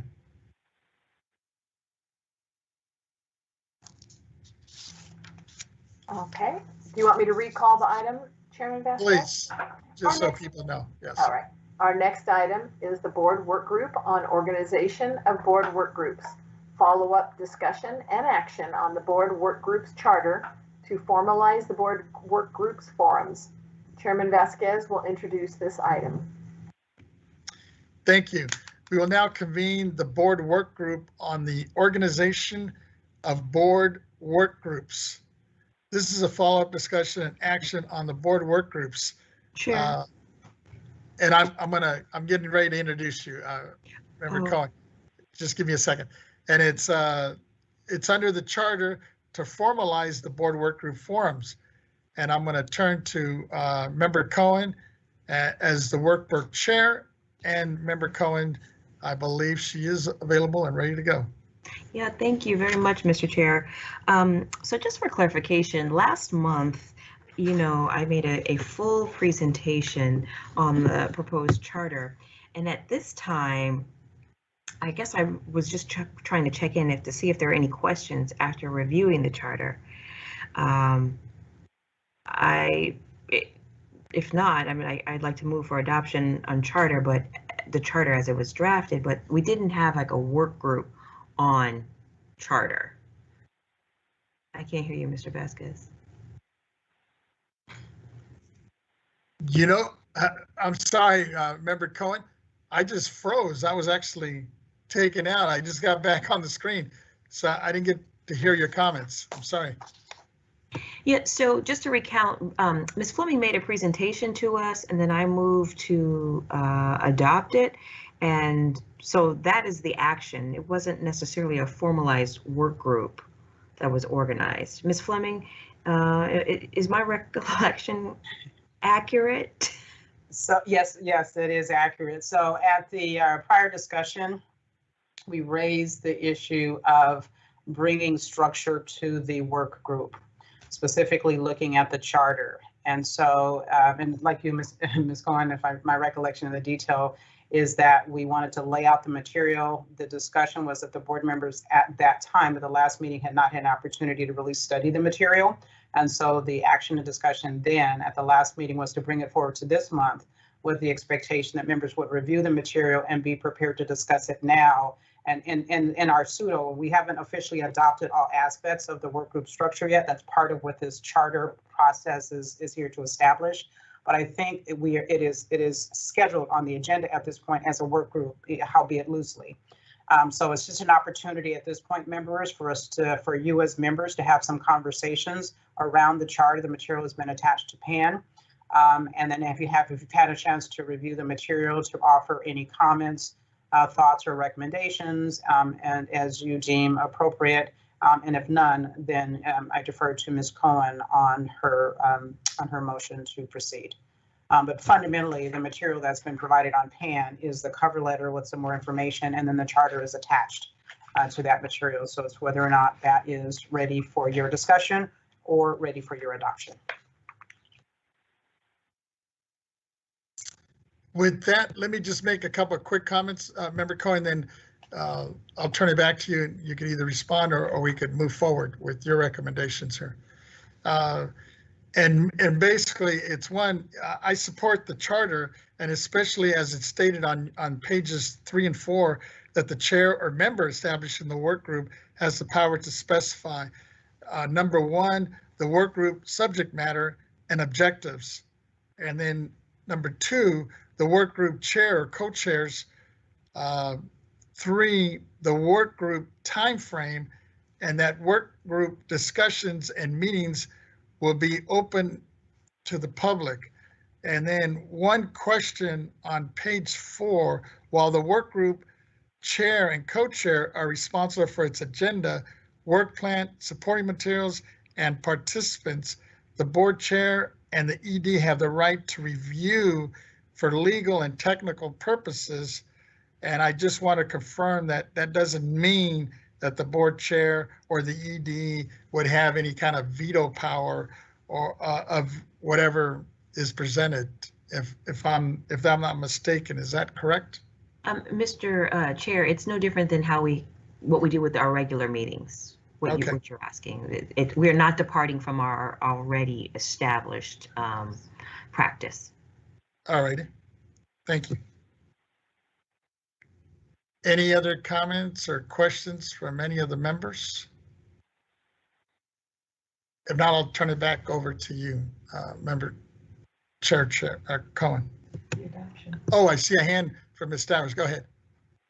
Thank you, Chair Vasquez. Thank you, Member Cohen. Thank you for additional time to review the draft charter. I'm in support of it, especially like the fact that the work group chair and vice chair of the work group will have the responsibility for developing the material and including in the minutes of the work group, and we perhaps won't have an oversight like we currently are dealing with for Thursday when it comes to the work group minutes.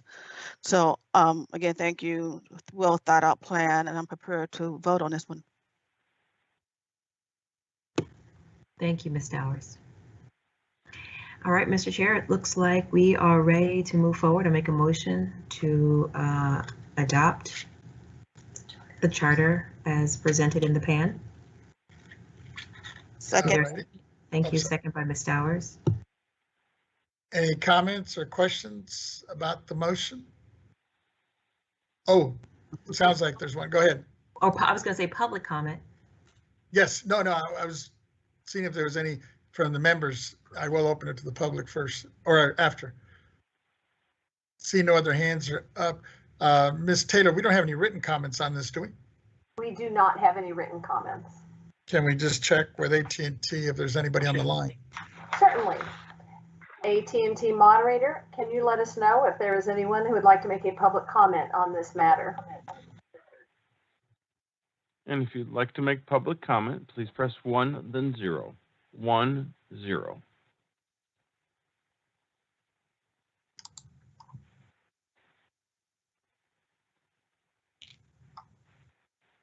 And we have no one queuing up for comment. Thank you. I see a hand now from Member Gaines. Go ahead, Member Gaines. Yeah, I just wanted to take a moment to thank Member Cohen and all our effort on getting these work group policy back together because it's something that the BOE has done historically, but we just got off track with AB 102, and then of course we had the pandemic.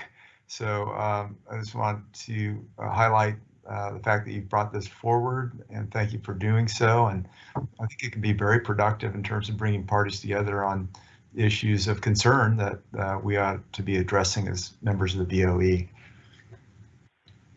Thank you. Thank you. With that, I think we're ready for a vote. Ms. Taylor. All right, the motion on the floor is to adopt the charter as presented in the pan. Chairman Vasquez. Aye. Vice Chair Schaefer. Aye. Member Gaines. Aye. Member Cohen.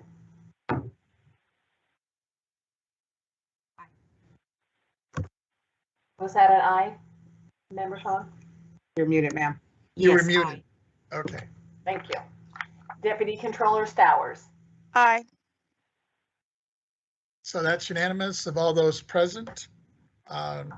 With that, members, I believe that pretty much takes care of all our business for today. And Chairman Vasquez, this is Brenda Fleming, Executive Director. My apologies for the interruption. Just a comment. Congratulations to the members who've just added another significant piece of work to our portfolio of accomplishments. I would like to add, I would like the opportunity for my staff and I to work with Board Members Cohen's office to refine and then maybe come back with, if you want to look at some of the procedural, a little bit more detail on the procedures. This is the charter. So I just want to acknowledge that this is the charter that provides a broader framework.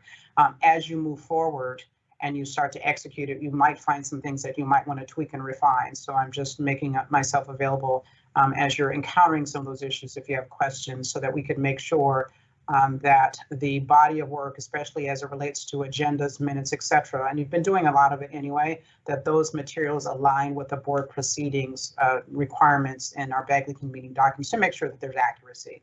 Member Collins, we just want to make sure that when you're ready to move with those kinds of activities, consistent with what we have discussed, that it just aligns, and that way we've just got good solid material all around. That's consistent, members, with the prior committee structure. Even though the structure has more flexibility, it just does add just another element of quality to our body of work. So just want to make myself available to assist with that as needed. Thank you, members. thank you. And with that, I want to thank you as well as your staff for your dedication and hard work, especially for the business that we were able to take care of today and handle today. And we will not adjourn the meeting, but rather recess today's meeting, board meeting, and we'll reconvene this on Thursday, November 18th at 10 a.m. So with that, thank you all and have a good evening, and we'll see you all on Thursday morning at 10 a.m. Take care. Thank you, members. Thank you, staff.